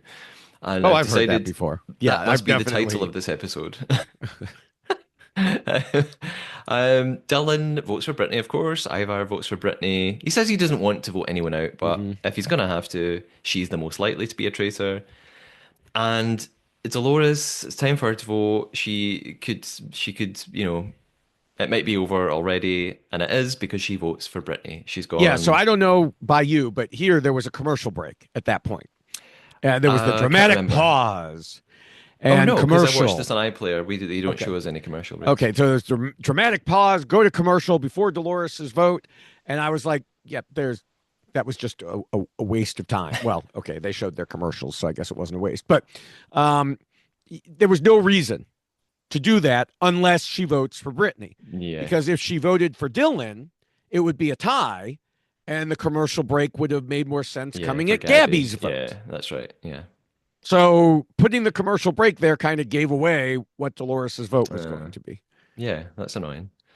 Um, yeah, Brittany's really crying here, genuinely, and Mm-hmm. Dolores is saying, "Don't hate me. Last night's exchange with Danielle was the first time I've doubted you." And then Gabby votes for Brittany as well. So it's essentially unanimous. Yeah. Brittany, it's difficult to watch. She really is upset, and Mm-hmm. I think it must hurt even more knowing A, you were actually a faithful for most of the game, and you only Right. just became a traitor. And B, maybe she's crying because she's like, man, I betrayed Danielle, and here I am just getting voted out anyway. What was the point? And of course, she has to leave without her reveal. She just leaves by, as she's walking, saying, "Think of me when the wind blows. Hope you freeze." Yeah. Not that she's bitter. Um, and she's telling us in our interview that she felt she had a good case against Dylan, but Danielle kept him around way too long. He's too lovable. I guess, it was too big a mountain to climb. Which is somewhat true. I thought about that after she said it, and it's like, I mean, I understand why Carolyn and Danielle kept Dylan because he appeared to be in their pockets. Hmm. Now, I would need to see some interviews with Dylan. The one interview I saw of the finalists, he wasn't there. As the interviewer said, he's probably out, on a date with Rob or something. But it was I want to hear from Dylan, like, were you pretending all that time? Were you playing the game of get close to a traitor Mm, and then turn on them? Or were you truly, as he said earlier, were you truly that gullible, just not quite gullible enough to go to the end with them? yeah. Either way, yeah, they kept him around because they thought he was a solid vote in their favor. And then he turned on them when it mattered. And like Brittany said, he was too lovable, and then he was shown to be a traitor hunter during the season. Yeah. Yeah. I kind of have a feeling he was. There's something that he said in the reunion, and we're going to do a whole separate episode on the reunion. Right. But there was something he said that made me think, oh, he kind of did suspect Rob, but he thought it was wiser to stay close to him. I mean, he could Yeah. just be saying that now. I'm Yeah. not sure. But yeah, it'd be good to hear him talk about that in an interview. Hmm. So Alan, off Brittany goes. Alan explains the fire of truth, that it's up to the players to decide now when to end the game. And Dolores is saying, I hate to say it, Dylan, she speaks so well. And he's like, no, no, no, I believe everybody here. I think you're all faithful now. Hmm. And he's worried going into the end game. He's saying, Brittany framed me good. It was convincing as hell. And they all leave the round table, and we hear Dylan swearing to God that he's a faithful. Uh, it's time for the end game then. We see some actual little interview clips with Alan. He speaks to them all. And this must be filmed like, as it seems, I right after they leave round Yeah, and I think table. we've heard from people in other seasons saying that Yeah, they don't get to talk after this. They go off to their separate corners and are interviewed by Alan, and then boom, they're out at the fire of truth. yeah, yeah. Um, so I won't go through every single thing, but basically Dylan's worried about what Brittany said. Is that going Hmm. to ruin his game? Ivar talks about wanting to win in an honorable way, and says obvious things like he doesn't know if you can trust anybody. Alan asks Dolores if she's been underestimated, and she says, "I wouldn't have got this far if they didn't." Um, I'm not sure that's either here nor there. Well, my thing is, you weren't underestimated, Dolores. You were appropriately estimated. You were seen as being What you are. what you are. Yes, and congratulations, you got dragged to the final four for Yeah, it. yeah. She also says she again she doesn't fully trust Dylan. So I'm worried they're going to vote Hmm. again and get Dylan out. And Gabby says her biggest fear is someone still lying straight to her face, and she wants to make her girlfriend proud, and maybe they could get married. I didn't even know Gabby had a girlfriend until a bunch. There were some social media pics this week, and I was like, oh, I didn't know that. I love that The Bachelorette made her just be like, I've had enough of straight men. Goodbye. Yeah, So, yeah. time for the fire of truth. Here we go. It's Alan in his bejeweled, silver fringed poncho. I've got a feeling he wore something like this last season. Maybe it's it's uh it's out there. I mean, by the way, I sound like I'm criticizing it. If someone wants to like make me one and send it to me, I will wear it on the podcast. I'm not ruling that out. Maybe I should make one myself for next season. He reiterates the rules. If even one of them chooses to banish again, they all have to vote. We've got Dylan saying he's got a little suspicion on Gabby, but he doesn't want to gamble. He says, I have to just take the gamble and vote again.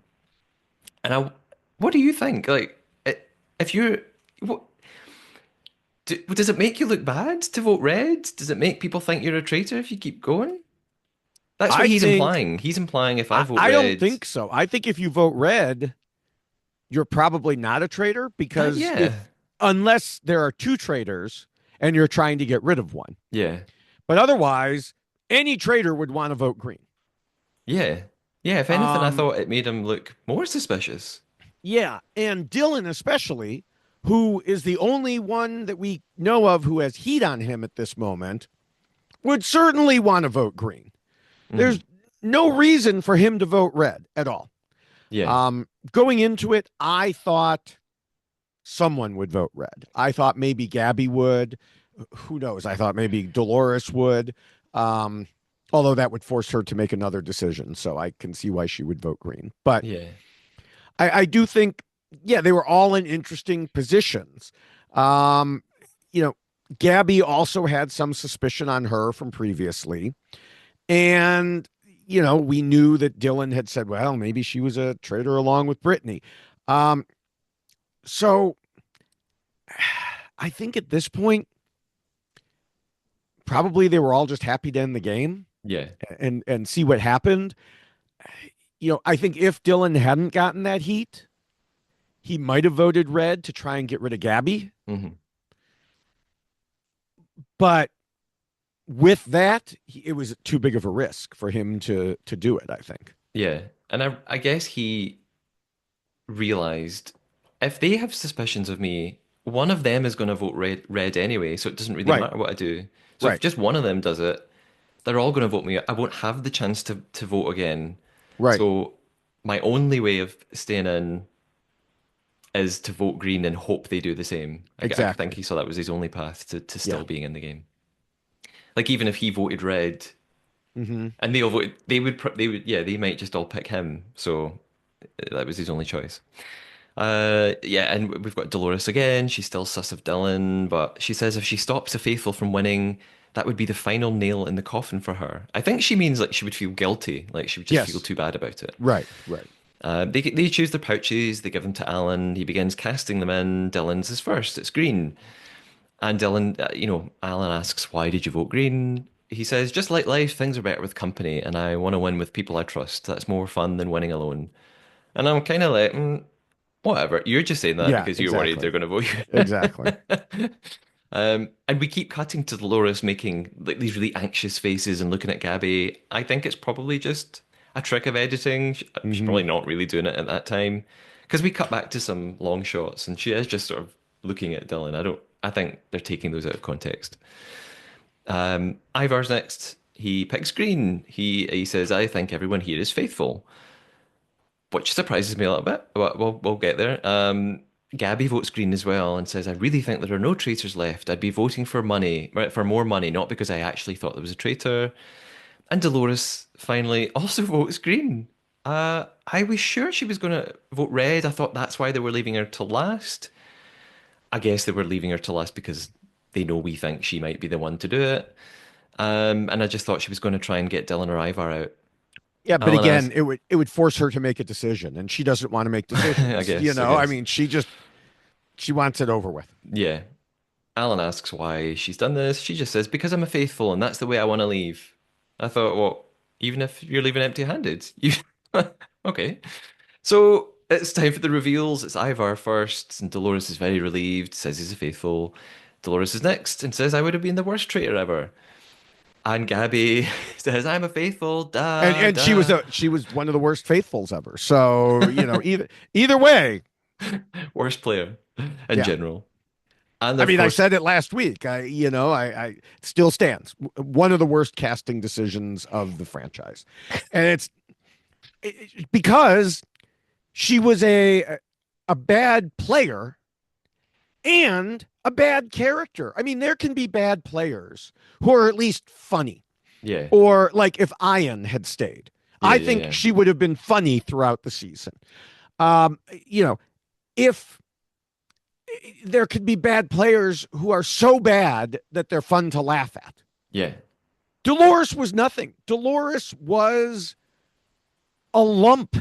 She was a bad player. She impacted the games of other people, and she was a nothing. Again, David, like last week, you're so reserved in your opinions. Yes, I know. No, I I'll try to agree. open up more. Yeah, I know. Come on, give us some honesty.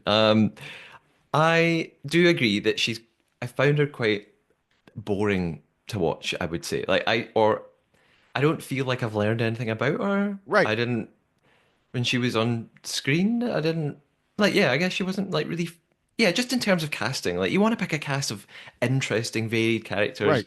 And I just didn't find her that interesting. So I don't, yeah, she just didn't really bring anything there was no entertainment factor. So I guess, yeah, in that sense, she wasn't a great player to have around. There's a big build up to Dylan. He's going to be the last one to reveal. Of course, they leave him to last because we want to see the tension and the nerves on the others' faces. I wish he had played it up a bit more. He just sort of goes, "I am," and he's got a big smile on his face. A faithful. I just come on, Dylan. Like, have some fun. Play with them. Like, look really upset and like give some fit. Be like, I'm so sorry. I have to do this. I can't believe. It would have been fun to, but he's too Yeah. nice. But even what he did afterwards, Gabby's like, "Oh, you had us worried there for a minute," and Yeah, so to them it probably felt like ages, I guess. waiting for him. Yeah, Um, yeah, this whole thing. Okay, so they all go green, and I'm like, whoa. And the funny thing to me is, I'm pretty sure we talked about this before. The reason production put in the new twist of not revealing whether a player is a faithful or traitor starting at the final roundtable was to encourage more distrust and make yeah, the faithfuls want to keep banishing. yeah, But then they get these four and they're like, nah, we're good. yeah. It's definitely a case of the seer, like you said, not having much impact Mm-hmm. actually, and yeah, they've just won 50,000 each, just over 50,000. Hooray! But yeah, I mean, my thoughts here, and there's a couple of more things in the episode to mention, just final funny lines. But how did this happen? I don't know how Dylan suddenly trusted Gabby. Well, we've talked about maybe why Dylan just thought if anyone's going, it's me. I'm going to have to vote green. But Right. I don't know why Dolores suddenly trusted Ivar. I don't I think she never. ever I don't think she ever distrusted him. She just didn't know. Like she even told Dylan at one point, well, I haven't spent as much time with him Yeah. as you. I think her vote, someone told me on Blue Sky that her vote was always intended to be a throwaway, as if Mm. they had seen that in an interview. I did not see that interview. I'm just, like maybe because, and we, I talked about last week when you thought I was making up Dr. Sean, that, um, that it seemed, what happened was Danielle and Brittany jumped on board with her. Mm. And so, like I said, I think her vote was meant to be a throwaway. Like, and I had heard that in other interviews, she had said, I don't want to talk strategy, just leave me alone. So I don't, again, this is what makes her, in my opinion, one of the worst ever cast. If your goal is just to throw away your vote and not to do anything, then why are you there? Just leave. Yeah, it feels like such a waste to. or almost unfair to take your big fee for appearing on this show and then Right. kind of just not actually play the game. To just be like, I'll just vote for whoever that does that doesn't make an impact deliberately. Yeah, and then walk away the winner. Right. Yeah, it does feel unfair.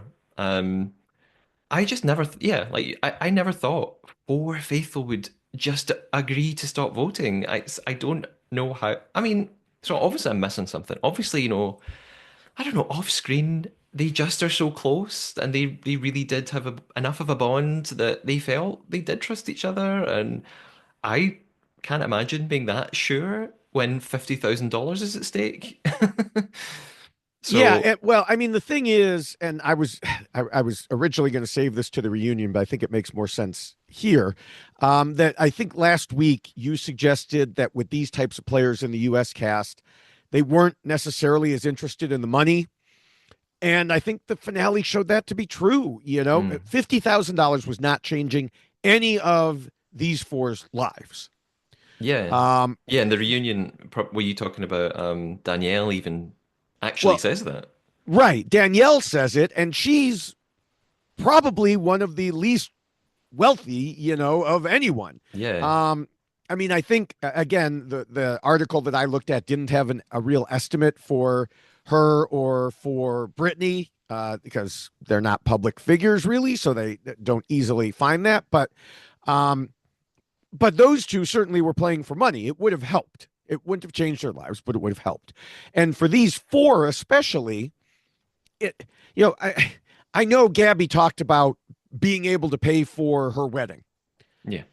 Okay. I had one son get married 5 months ago, and another gets married literally a week from the day that we're recording this. So I know how much weddings cost.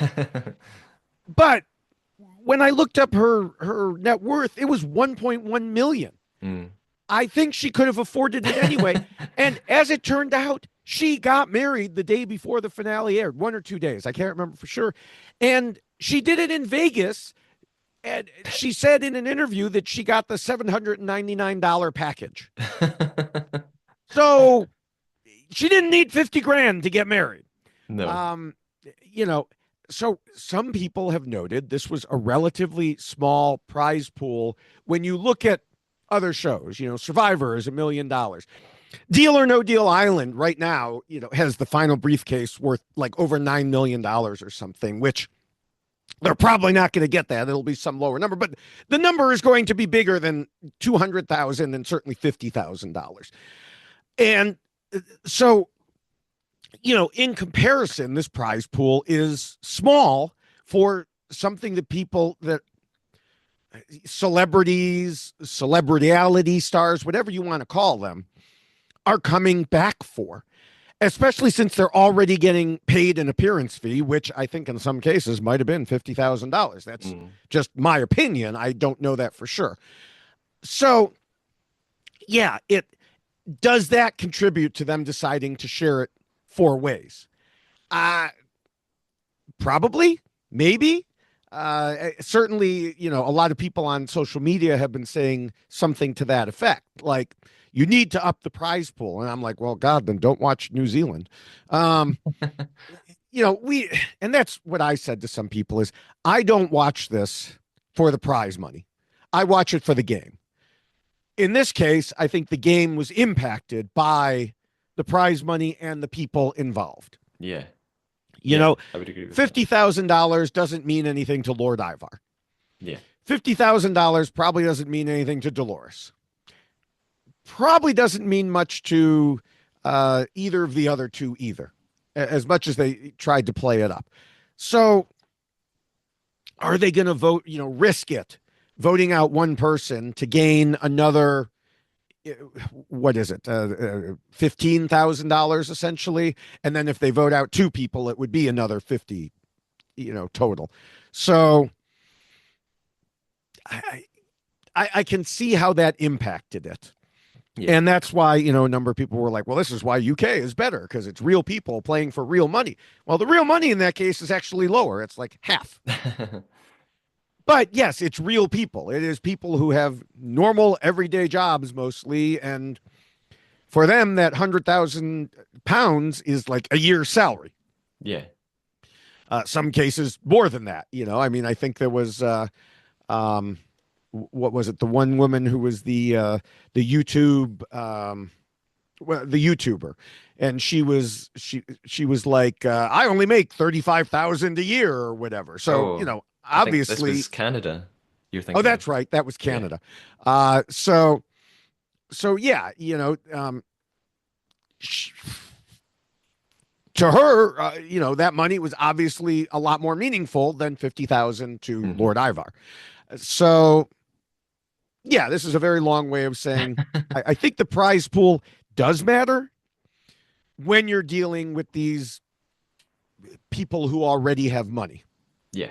Yeah, I would agree with that. And I think that even impacted something from season one, thinking a way back to a decision made towards the end of the game. Uh, so the last few things in the episode are simply Gabby being quite profound and saying that doing the hard thing and doing the right thing are often the same. And Alan, um, he gives the reveal. He says, "I can now reveal that Brittany was a traitor. The Mm-hmm. faithful have triumphed. Hooray! They're hugging. They're excited." Yeah. Ivar says, "Good Yes. trumps evil every time." Um, I thought, Ivor, they weren't actually evil, right? It's Yeah. not real. And also, have you watched other seasons? Like Yeah. sometimes evil in quote marks does Right. trump. Yeah. So that was a little bit silly.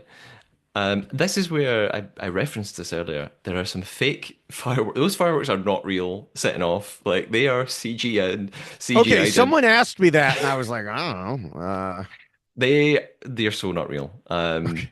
And they everyone just claps and pretends they're looking at Yeah. them. But if you watch it back, they're not. There's not. They're not fireworks.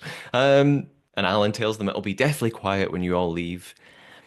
That's in my opinion, by the way, the fireworks thing. That's not my lie. That's just me thinking that they're fake.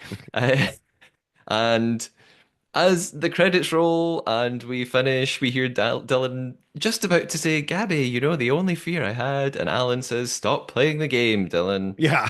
Episode ends.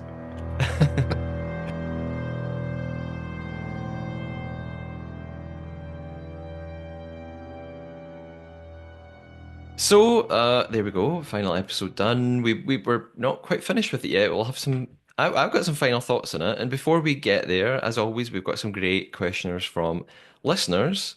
I'll start us off. I've got one from Terry on YouTube, and actually Terry was a little bit psychic, I think, because this then does come up in the reunion. Terry asks, or it's not really a question actually, it's just sort of a comment. All three seasons of The Traitors US have had contestants from The Bachelor or Bachelorette, Ari, Pilot Pete, Gabby, make it to, spoiler, the finale. The show is masked, the show as in The Bachelor is masked as a dating show, but it's actually about contestants trying to survive to the finale and it requires strong social game. So I think Terry's just pointing out maybe we shouldn't underestimate Bachelor people. I hadn't really Hmm. thought of it that way. Although well, two things. I would say I think Arya and Pilot Pete were the Bachelor themselves, right? So they didn't have to do much to survive to the end of those shows. They were just I there don't no matter know what. because in a lot of and I am not a Bachelor or Bachelorette watchers, but I know that in a lot of cases, a contestant who makes it far in one season often becomes Yeah. the Bachelor or the Bachelorette Mm. in the next season. Which is what Gabby happened to Gabby. Okay. So I don't know if either of those two Competed before. competed Yeah, yeah. first. Yeah. Okay. I based on Ari's net worth, I'm guessing he was not a contestant. I was just gonna say the same thing. I think Ari was brought in, yeah, for Yeah. other reasons. But Gabby, yeah, it's a fair point about Gabby. Maybe she did well because yeah, she's good at reading Hmm. people and although in the show they did talk about her not making enough friendships outside of the Bambis, but yeah, maybe there is something in The Bachelor being a bit of a social game too, and maybe that gives you some skills to do well here. I'm sure it does, and it also explains why so few of the Bachelorette relationships actually work Yeah. because it's a competition show first. It's not really a show about finding love. No. It is a show where they are forced into a situation where it's like, very few people, I do know this much, walk out of The Bachelor or Bachelorette saying, oh, turns out I don't like that person So I don't want to compete for them anymore. No, they tell themselves they like that person and then they compete to win. And then when they do win, they realize, maybe we don't like each other so much. Um, I think that's why you get a lot more solid relationships from Survivor and Big Brother, where people are just in a situation together and realize they like each other. And that turns into a Hmm. relationship rather than being in a forced situation where you're competing to have a Yeah. relationship. Yeah. David, do you have a question? Yes, this is from Cat Jean, who has asked questions in other places before, but now Yeah. this time I'm Blue Sky. Would you ever end the game with four people left, especially not knowing 100% on Brittany? It depends on the situation. If I were Dylan, yes, I would have ended it because I'd be afraid that I would be the next one voted off. Hmm. Um, I can't say what I would do if I were Dolores because I'd have to go bang my head against a wall and cause brain damage multiple times before I could get into that state of mind. But um, that was really mean. But so as far as me personally, no, I don't think I would. Uh, unless I were in a situation where I was clearly, or I felt I was clearly going to be the next one voted out. Then yeah, I would have to, you know, say, okay, let's try this. But in most cases, no. Yeah. I've probably already answered this. I can't imagine Yeah. just stopping at four and trusting that three other people are telling me the truth. Again, unless I thought that it was going to backfire on me, unless I thought if I vote red, I'm actually a likely target, so I shouldn't. But if I had sneaking suspicions Hmm. about any of them, I think I would Yeah. prioritize winning some money over taking a chance. So. Right. My next question is also from YouTube. This is from Mary Callow. Mary says, David, this is possibly kind of for you. I know your opinion on Dolores. What is her type of personality, being Switzerland, not knowing how her vote will go until the round table, and being under the radar, a strategy? As I recall, season one UK contestants, very clueless, made it far. Going forward, would a contestant knowingly do this if it gets them to the end? Also, would love to see Dylan on another reality show. I replied to Mary already saying, I don't think Dolores was doing this as a deliberate strategy. And Mary said, yes, I know. But the question really is it a strategy to adopt for future players to kind of act like Dolores and just sort of act like be Switzerland, not know what you're doing? Yeah, I think it is a good strategy if you're using it as a strategy. Yeah. And if you'd use it appropriately. So you have to act somewhat like Dolores, get into a trader's pocket. I mean, we've talked about this strategy before. It's a trader's pet type of strategy. Um, but you should know that you're doing it. Hmm. And that's why if we had gotten any inkling from Dolores, haha, this is my plan, I'm doing this, then I would have been okay with her winning. Yeah. But yeah, she was just so clueless. She wasn't doing, and that's what some people responded to me online and said, well, I guess it must have been okay. She must have known something that she was doing because she won. I'm like, no, it was pure coincidence. She was dragged to the end. She won despite herself, not because of herself. And we have recently talked about that sometimes when it's a faithful, especially, you get some people who were not good game players. They Yeah. just luck into it. And Dolores was definitely one of those people. Yeah. And I have more thoughts on that to share at the end, but Yeah. yeah, I agree, and we've talked about it before that not being a threat to the traitors is like a priority in the game, I think. Hmm. So if you don't want to get murdered, yeah, it's a good idea. You've then got the opposite problem, of course, that maybe you just get murdered because no one is ever going to banish you and you're too nice. So Right. I guess you have Unless to, you're in their pocket, which yeah, she clearly was in Danielle's pocket. I mean, Dylan was kind of playing this strategy. He pretended, or maybe didn't, we don't know, to be clueless that Danielle and Carolyn were traitors. yeah, And, so he was doing it as a game move and it worked. She was doing it because she had no freaking clue she was even playing a game. yeah. David. Oh no, did you just had? Was that my question? It was my That question. was your Your question. question. Reese asked, can Brittany really get upset with Danielle for not getting rid of Dylan when they both had the chance to do so but got rid of Sandoval instead? Whoa, I that was think, I so mean, many names. Can you read that again? so can Brittany really get upset with Danielle for not getting rid of Dylan when they both had the chance to get rid of Dylan but Hmm. got rid of Sandoval instead? Okay. Okay. And so, I mean, Danielle had a lot more chances to get rid of Dylan than just Yeah. the one. I did think, I think we mentioned this last time, that getting rid of Sandoval was a mistake. Yeah. Um, it, I don't blame Brittany for being upset, but on the other hand, was it legit? Should they? Yes, I do think they should have gotten rid of Dylan, but Danielle was certain he was still in her pocket. Yeah. So, Yeah. I would agree with that. Danielle was a traitor the entire game, so had right. more chances to murder people. But yeah, I think Dylan was. They all said it in the sense Dylan was the faithful of the faithful. He was never Mm-hmm. going to be banished. So he was, if they were keeping him around, they only were ever going to keep him right until the end and then hope that they also survive that long. So yeah, I mean, they were keeping him to the end because they thought that he would vote with them, that he yeah. was in fact in their pocket. And unlike Dolores, he was not in their pocket, or he was, barely hanging out of the pocket of some. Yeah, yeah. I have a final question for now from Stephen. I think it's Stephen Nucky, Knuckey, Stephen Nucky on YouTube. And Stephen asks, have these, we've talked a lot about um, the worst faithful ever, and we always make Mm-hmm. jokes about Australia season two. But Stephen says, have these been perhaps the most obvious traitors we've seen? Normally, the traitors hide away, and the faithful have very little to go on. In this series, we've had Boston Rob going for Bob the Drag Queen really early.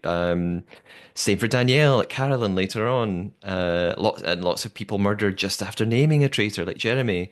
We had Danielle's apparent phobia of shields. Surprised that hasn't come up more at Roundtable.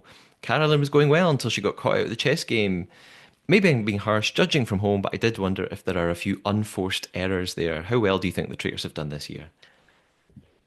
There were a lot of unforced errors. I do think that, yeah, that Bob the drag queen came in, and we'll get to this in the reunion. He says, like, I was going to be loud no matter what role I played. Well, and you were probably going to be banished then, Yeah. no, but, and yeah, Rob going so hard at Bob. Yes, that was obvious. Danielle going so hard at Carolyn. And so, yeah, I do think clearly a lot was left out because for the first half or more of the season, we were like, how are people not catching on to Danielle? What she's doing is so obvious. But she was clearly doing other things to keep it being from obvious, and we weren't seeing those. Mhm. And so, I kind of have to retroactively give her credit going back to that. But eventually, yes, it piled up. And especially her performance going after Carolyn. Yeah. Again, that was the situation, traitor on traitor. It made it very clear at that point. Um, so yeah, these was the question. Were these the worst traitors ever, or The question was because how do you think the traitors have done this year? Are they the most obvious traitors we've seen? I mean, I still going back to the season that was mentioned there. I think one of those people at least was the most obvious traitors ever. It's just that the faithful were the dumbest faithful ever. So, um, some of them were pretty obvious. I don't know that I'd say they were the most obvious. I think we've had other, I think Christian was one of the most obvious traders ever. Um, so, as a whole, as a group, when you add them all together, maybe. Yeah. What I would say is that they're the most chaotic traitors ever. I think Yes. that's true. I think that the arguments we saw in the turret, I Hmm. haven't seen to that extent for such a prolonged period in other Yeah. seasons. There's one other I think we mentioned this before. I won't say what one it is. This is not a spoiler. There's another season where yes, there. there were arguments in the turret, but it wasn't every single night. Right. It wasn't this into it wasn't all three traitors disagreeing with one another. It was kind of like Hmm. two against one, maybe. So I think this season will go down as the one where the traitors were just they could from almost the get-go were not even playing together. Right. Right. Uh, David, do you have a final question? Yes, from Courtney. Uh, Said, I doubt you've played. Now I'm going to mispronounce this. Dagan Rampa. Nope. Okay. But there's always one character who somehow gets out of a killing game when they don't deserve it. Dolores is that character. And so I talked about this with them, and someone else chimed in and said, yeah, it's a game where you have to figure out, what's going on. And inevitably there's always one person who didn't do anything, just laid low and gets brought to the end and is one of the winners. And so, yes, anyone out there who knows what this game is, you'd probably agree. But from the description of it that I got, yeah, Dolores was that person. As other people have said, this is like every group project in school ever. There's one person who does no work, but still gets the same A grade as everyone else. Yeah, agreed. And that sort of leads on to some of my final thoughts. I've just, some of this we've covered, but some of it I thought might be nice to sum up. Uh, do you have anything we haven't covered yet, David, that you wanted to mention? I just want to emphasize what I said before. Brittany did not screw over Danielle intentionally. She screwed over both of them accidentally, Yeah, both herself and Danielle. There was no logical gameplay reason to change her vote. Like you said, it was fear. And it took her from what could have been a 3-2 majority to a 4-1 minority because she didn't just lose Danielle, she lost Dolores, who was in Danielle's pocket. And so, yeah, it was that one move at the tiebreaker that totally flipped the game on its head for the whole outcome, I think. yeah. And again, we'll talk about this in the reunion, but Brittany, it's funny because I saw an interview with Brittany online, and Brittany was asked, "Oh, was the problem Dolores? Because like you thought she Mm-hmm. was going to vote for Danielle, and that made you realize actually you weren't going to have a majority anymore." But actually, Brittany says it wasn't even that, so I can't even use that as an excuse. Uh, my final thoughts are we've said it already, and I've said it before many times in many seasons that you can actually win the traitors by luck. You Yes. can. Many seasons have had winners somehow just survive to the end, just because numerically you need like four or five people at the final. You always end up with people who just by chance haven't been banished, by chance haven't been murdered. Someone's got to be left behind. Or And or not even by chance, on purpose. They were brought oh yeah, along by the traitors because they're bad. yeah. So and at the last minute it turns around without that Mm-hmm. person doing very much to make it happen. Yeah. So yeah, you can have terrible players get to the end and even win, as happens here. I think this will be a rare phenomenon of four faithful getting to the end and deciding not to vote again even Mm-hmm. once. My prediction was completely wrong about a traitor win.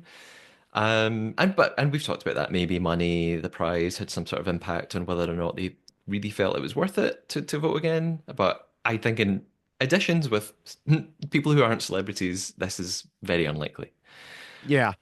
Yeah, I do want to also say someone mentioned, like someone on Blue Sky mentioned that you have, Dolores was the goat dragged to the end. Like in Survivor, it often happens. But the difference is in Survivor, you bring a goat to the end because there's a jury vote. And the jury can look at you and say, this person was dragged to the end and did nothing. Yeah, This person did the dragging. There's no jury vote here. yeah, If you're there and there's no traitors, you win. Even if you had nothing to do with it. Not a single vote of hers mattered. Even her vote when she finally said, I have to vote with my brain. It was there was enough votes for Brittany at that point anyway that it didn't matter what she did. yeah, Nothing that she did mattered. And she got $50,000 for it, plus yeah, her appearance fee. And so, yes, they brought a goat to the end, and the goat shared in the winnings because there's no one to get rid of her at that point. yeah, yeah. I overall, I this was one of my more anticlimactic finales. Yes. I was excited to see what was going to happen. I was anticipating the episode, but Mhm. that's because I thought it was going in a completely different direction. Once Danielle was gone, the excitement died down for me a little, and then once I realized Brittany was going, or Mhm. or once Brittany revealed Gabby was a faithful, that didn't, the seer didn't really amount to much. Right. Then they banished Brittany. I just sort of sadistically wanted a Brittany win. I wanted to see the reactions that they'd all been fooled. So once Brittany was gone, ca- I was excited in case they voted again, but then they all vote green, and I thought, oh, that's it. Oh, no more vote. It's done. They Yeah. okay. So bit anticlimactic for me, sadly. My sort of lingering taste for the season is just that I'm annoyed it took them so long to banish Danielle and that she really ruined Carolyn's game. Like I feel I wanted Carolyn to win. She could have won, and it's the faithful's fault that she didn't. I also finally predict that the seer will not come back, or if it does, it will be much earlier in the game and it will be rewarded in secret. I don't think they'll play it out like this again. I think it just didn't do enough. Yeah, because between the two seasons where the seer twist has appeared, I don't remember if there were other non-English speaking versions, There but have been, yeah. okay. So I don't know what happened in those, but at least in the two English speaking versions, one was a bust and one was, in my opinion, a bust for a different reason, in that it messed up the game for people in a way that it shouldn't have. Yeah. Now, do TV production people care so much about the game aspect, or do they care about the TV show aspect? I think they care about the TV show aspect. So they may not care that it messed up someone's game if they feel like it gave them better TV moments. But I feel like it messed up someone's game, and that's the important part. Yeah, yeah. Of course. So we actually got some really important things to go over before we wrap up today. Firstly, for anyone in the US, you probably know this, but in case you don't, Traitors UK Season 3, or Series 3 as I would say, is now, as far as I understand, all available on Yep. Peacock. The whole season has Yes. dropped. I found out about this like maybe a week ago and forgot to mention it on the podcast last week, I think. So if you are bereft and upset that Traitors is no more, you've got an entire UK season to watch, and the Trader has covered that whole season already. So you've got a whole set of podcast episodes to listen Yes. to, and David is on many of those with me. Yes. Uh, Watch the episode, listen to the podcast. Watch the episode, yes. listen to the podcast. And it's another great season in my Hmm. opinion. Lots of very dramatic and intense moments. So definitely go and watch it on Peacock if you can. I One thing that I keep sort of forgetting to mention is, at the start of every podcast, I say I'm Matthew, I'm a writer, and I kind of don't really And ever that's your elaborate on lie. You're that. not Matthew. That's my lie. And I'm not a writer. I wanted to tell everybody a bit more about why I always say this at the start and do some self-promotion. I have two novels currently available. One of them is called Turning the Hourglass. It's a sci-fi time travel story that asks, what if ghosts aren't remnants from the past, but glimpses of the future? The story follows a historian in the future. His job is to visit the past, but remain unseen. However, that character decides to break the rules because he thinks it might help him overcome a deep, dark secret in his past. My more recent novel is called The Stone in My Pocket. It's a coming of age story with a supernatural edge. It's set in a Scottish village in 1999. It centers on Nathan. He's 17 years old. He feels like he can't talk to anyone in his life, but thinks he might just be able to speak to ghosts. Both of the novels are full Are of those overlaps? Is the ghosts he's talking to from the future? Or are they like a sequel? That's a spoiler. Oh, okay. Yeah, I have a bit of a preoccupation with ghosts and creepy things. So both novels are full of secrets and twists and deception. So you can see why I like The Traitors, and maybe if you like The Traitors, you might like the books that I've written. You can buy them most places online. Turning the Hourglass is available on Kindle, probably a bit easier to get. The Stone in My Pocket is probably easier to get hold of here in the UK, but if you like the sound of it. and you're not in the UK, send me a DM. We'll figure something out. And one more really exciting thing for me on the way is that my first poetry collection is due for publication, probably in April. It's with editors right now, a great Scottish publisher called Drunk Muse Press. I'm really excited about it, really proud of it. It's fairly depressing. It explores grief, loss, memory, childhood, travel, and the connections between all of those. I've been working on it for a really long time. It's tentatively titled From the Juniper Room. I'll post about it on social media when publication is approaching. And by the way, I always talk about the podcast social media and I don't really mention my own. I'm at Matthew J. Keeley on Instagram. I think it's linked in the Trader podcast Instagram, so you can follow me there and keep up to date on what I'm writing and what I'm doing. And I'll hopefully be having book launches in London and Glasgow in the next couple of months, so you can keep up to date with those if you're interested. So I One, just looked up The Stone in My Pocket on oh, Amazon. yes, By the way, there's at least one other book called The Stone in My Pocket. So make sure you get the right one. And there's another one called Stones in My Pocket. So um, it looks like you can get it at least used, which doesn't help Matthew at all. But if you're in the US, you can at least get it used. I can't tell if I can get it new here in the even if you can only US. get it used, it's still good for me because it means you can then leave a nice review on Amazon. And there are, it's got 4.8 out of 5 stars. Hooray! Um, and 4.5 stars on Goodreads with 38 ratings. So Yeah. lots of people have done that. Yes, you could read those to see if it sounds like something you would enjoy. If you don't take my word for it, lots of lovely reviews. One It would final be really funny if that was my lie and it was actually 1 star reviews and I was just, no, it's not. I'm not. that would be mean. Yeah. Bringing up my horrible reviews. Uh, I sort of alluded to this last time on the podcast, and I'm going to elaborate now. There's a bit of a sort of break for Traitors for now. David and I are going to be back within hours to talk about the reunion. Yeah. After that, we don't really have much traitors on the way. I think we're going to end up with UK celebrity traitors and Ireland and Canada, which we now know has been renewed, Hmm. all towards the end of this year. But for the next few months, not much traitors to cover. So I wanted to do something that I've suggested a few times, sort of half-heartedly, and that a lot of traitors fans are always recommending to me. I am going to cover one of the international non-English versions of The Traitors on the podcast, and maybe a couple of other strategy shows that we talked about last time. Um, Like the one you got the like name the one I wrong got the of. name wrong. Yeah. It's called Million Dollar Secret, as far as I know. And there's The Inheritance from Shiru Lambert, might be fun to cover.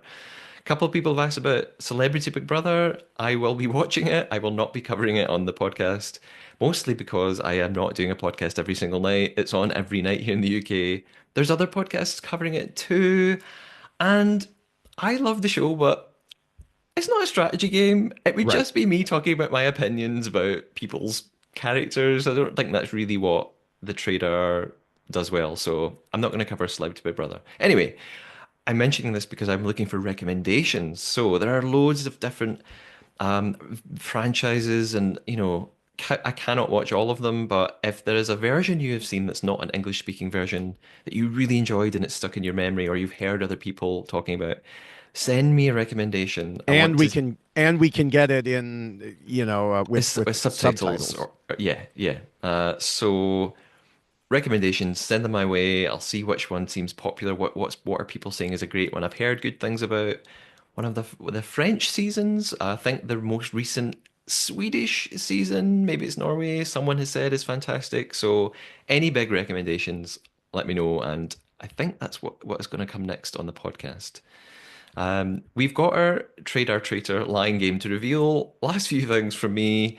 You can follow the podcast on Instagram, TikTok, YouTube at the Trade Art Podcast. You can leave comments on all those platforms. You can email me at thetradeartpodcast@gmail.com. Although it's a little too late now for us to feature any of your questions on the pod. David and I are recording again in about an hour to do the reunion episode. So maybe we won't fit in, although we do still have more questions from you guys for now. Right. But you can certainly interact with other listeners, fans of the show, especially on YouTube. Lots of comments going on there. So you can see what other people think. And I'll try to respond to everybody as well. Maybe not on the podcast, but I'll leave comments to reply to you or I'll email you back. We Yes, have Matthew had, responds to almost everybody. I yes. mean, like, so, Well, I feel like I owe it to the yeah. listeners to Yes. Yeah. sometimes it's just a love heart, which means I Yeah. agree with you. I appreciate your opinion. Yes. Uh, I quite often mention the coffee.com page for the podcast. This week, several people have donated really kindly, left some nice comments. We've got Stephen in Lancashire who says, and David, this is what I think you're going to like. It says, we've listened to all of the US and UK series 3 episodes. Great content and always interesting. Thanks. Loved you and David thoughts on Dolores in episode 10. Makes me think that we can all make a difference in life, even if we have no idea what's going on. Thanks, Stephen. Angus says, keep up the good work. Love the deep dives and discussions. One of these days, I'll spot a Trader lie. To which I replied, one of these days, I might spot a Trader lie. Ollie said, going to miss the podcast a lot. Already looking forward to season 4. But Ollie, maybe you won't have to miss us too much if we're going That's to right. cover a different season. And we've had lovely donations as well from Alice and Nate and Steph. Steph says, the Trader podcast is one of my favorite things. So it was really nice. Thanks to those people. If you wanted to help the podcast keep running, because I have to pay for various things, subscriptions and ring lights and banners and stuff like that, you could visit ko-fi.com/Matthew Keeley. It's not a subscription, it's just a one-off donation if Mhm. you feel up to it. I've done a lot of talking for the last 10 minutes. David, where can we find you online? Well, this podcast may be yeah, trailing off for now till we figure out you figure out what's happening. But I am just ramping up on Survivor. That is, the Why Blank Lost podcast on the Rob Has a Podcast network. We recorded our second episode for the season. It is already available as of the time we're recording this. So you can go there and find out why the second person lost. Also, I post a lot of reality TV short videos every day on YouTube, TikTok, and Instagram, where I'm at David Bloomberg TV. It has been a big week with all this overlap. Just everything going on, trying to get it all out. I have posted at least 4 every day, sometimes 5, once even 6. Right now they're a mix of the Traitors US, which of course, I've still got a few. Most of them are making fun of Dolores. I have US Survivor. I have Australian Survivor, for which I'm also posting mini Why Blank Lost videos. I have, which is funny because those take the most work, but have the fewest viewers, yet I still keep doing them.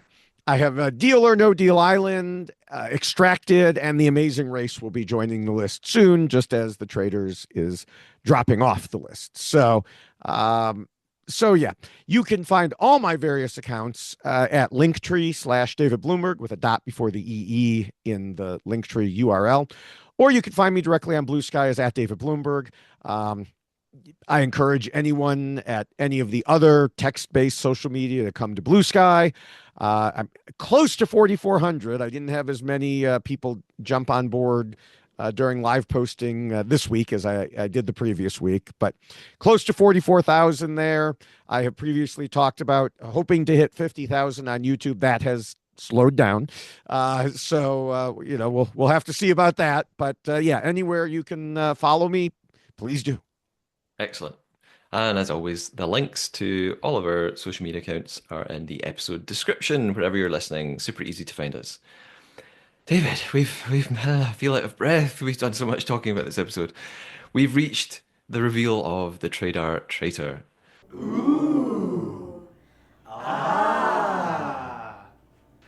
I am struggling today. I have no real idea of what you lied about. I have lied to you. Have you lied to me? Yes. Okay. I I'm gonna actually I think I gave you like extra thinking time last week, so I'm gonna put you on the spot. Do you have any guess what I lied about? Yes. I think I I think you've got me. I already think you've got me. Because you saw me writing a note when you said it. I just think it. I just think I don't know. I just think it was. Go ahead. What do you Okay, think? so you said that the Traitors US aired on BBC Three by you as well. And I have no knowledge of it airing anywhere other than iPlayer. I have never heard of it airing on BBC Three itself. So I'm going to say that is your lie. It is only on iPlayer. That is not my lie. No, I can't Oh, believe it. oh my No, I can't believe God. it. That's not my lie. That is true. As far if it's an accidental lie, I'm really sorry. BBC Three is a channel, and I'm almost certain it does air in real time the Traitors US. So they do both things. They drop it on iPlayer and they broadcast it. It's like they do with the UK one. They broadcast it live at like 9 p.m. on a Wednesday, Thursday, Friday, but they appear on iPlayer as well. It looks like you're looking it up. I am. It does say, yes, it airs on BBC Three on Yay! Mondays at 8 Yay! There p.m. we go. Yeah, I I had not heard that at all. I have always heard it on streaming.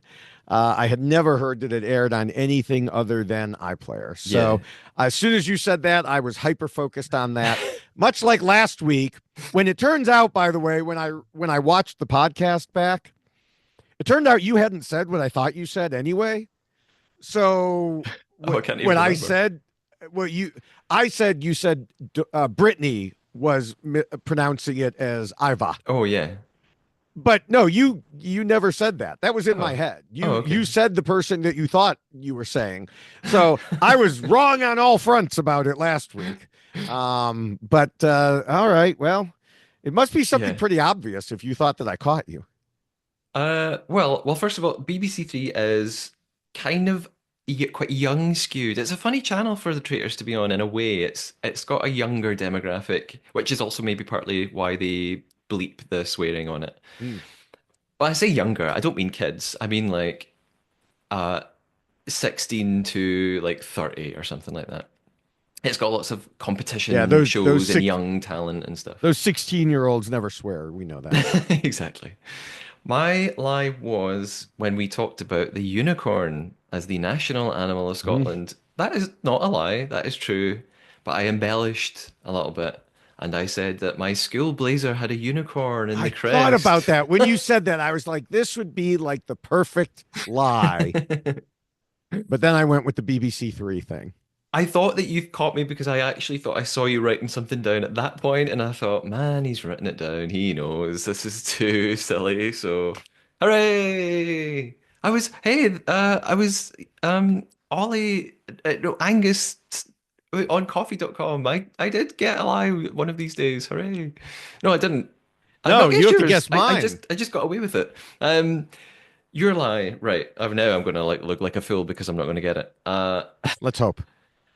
I only wrote down two things. I don't think it's either of them. You mentioned an interview that one of the cast did, like somebody said something outside of the show, like Dylan, or you said you watched an interview and Dylan wasn't even there.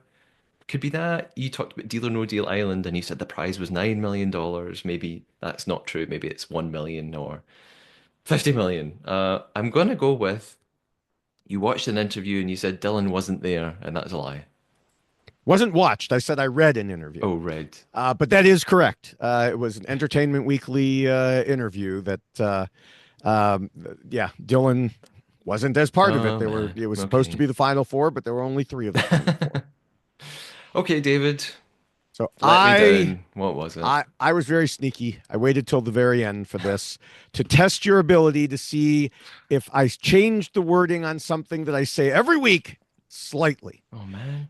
Because I usually say in social media that I usually post at least three every day or four every day. And this time I said I did post at least four every day. And I did not. Um, because I posted a lot, and I even had some days where I posted six, just like I said. There were also a few days where I was out of town, and therefore I Oh, only posted two or three. okay. I did think a little bit at that moment, maybe this is the lie, but because you're covering so many shows right now, I thought, no, actually, he probably is doing all of these every day. So I just immediately discounted it. I mean, that's why I had to post like 5 and 6 a couple days, was because over the weekend that I was away, I didn't post, the full 4 that I normally would post. And so I was like, I still have all these and I still think they're funny enough to post. So Yeah, now I have to jam them all in 1 or 2 days. yeah. Well done, Angus. I'm sorry I've disappointed you yet again. Maybe you caught it and I didn't. I failed. David, we will be back very, very soon because we are going to be Yes. covering the reunion episode, which for some reason, as we record, is not available on BBC iPlayer.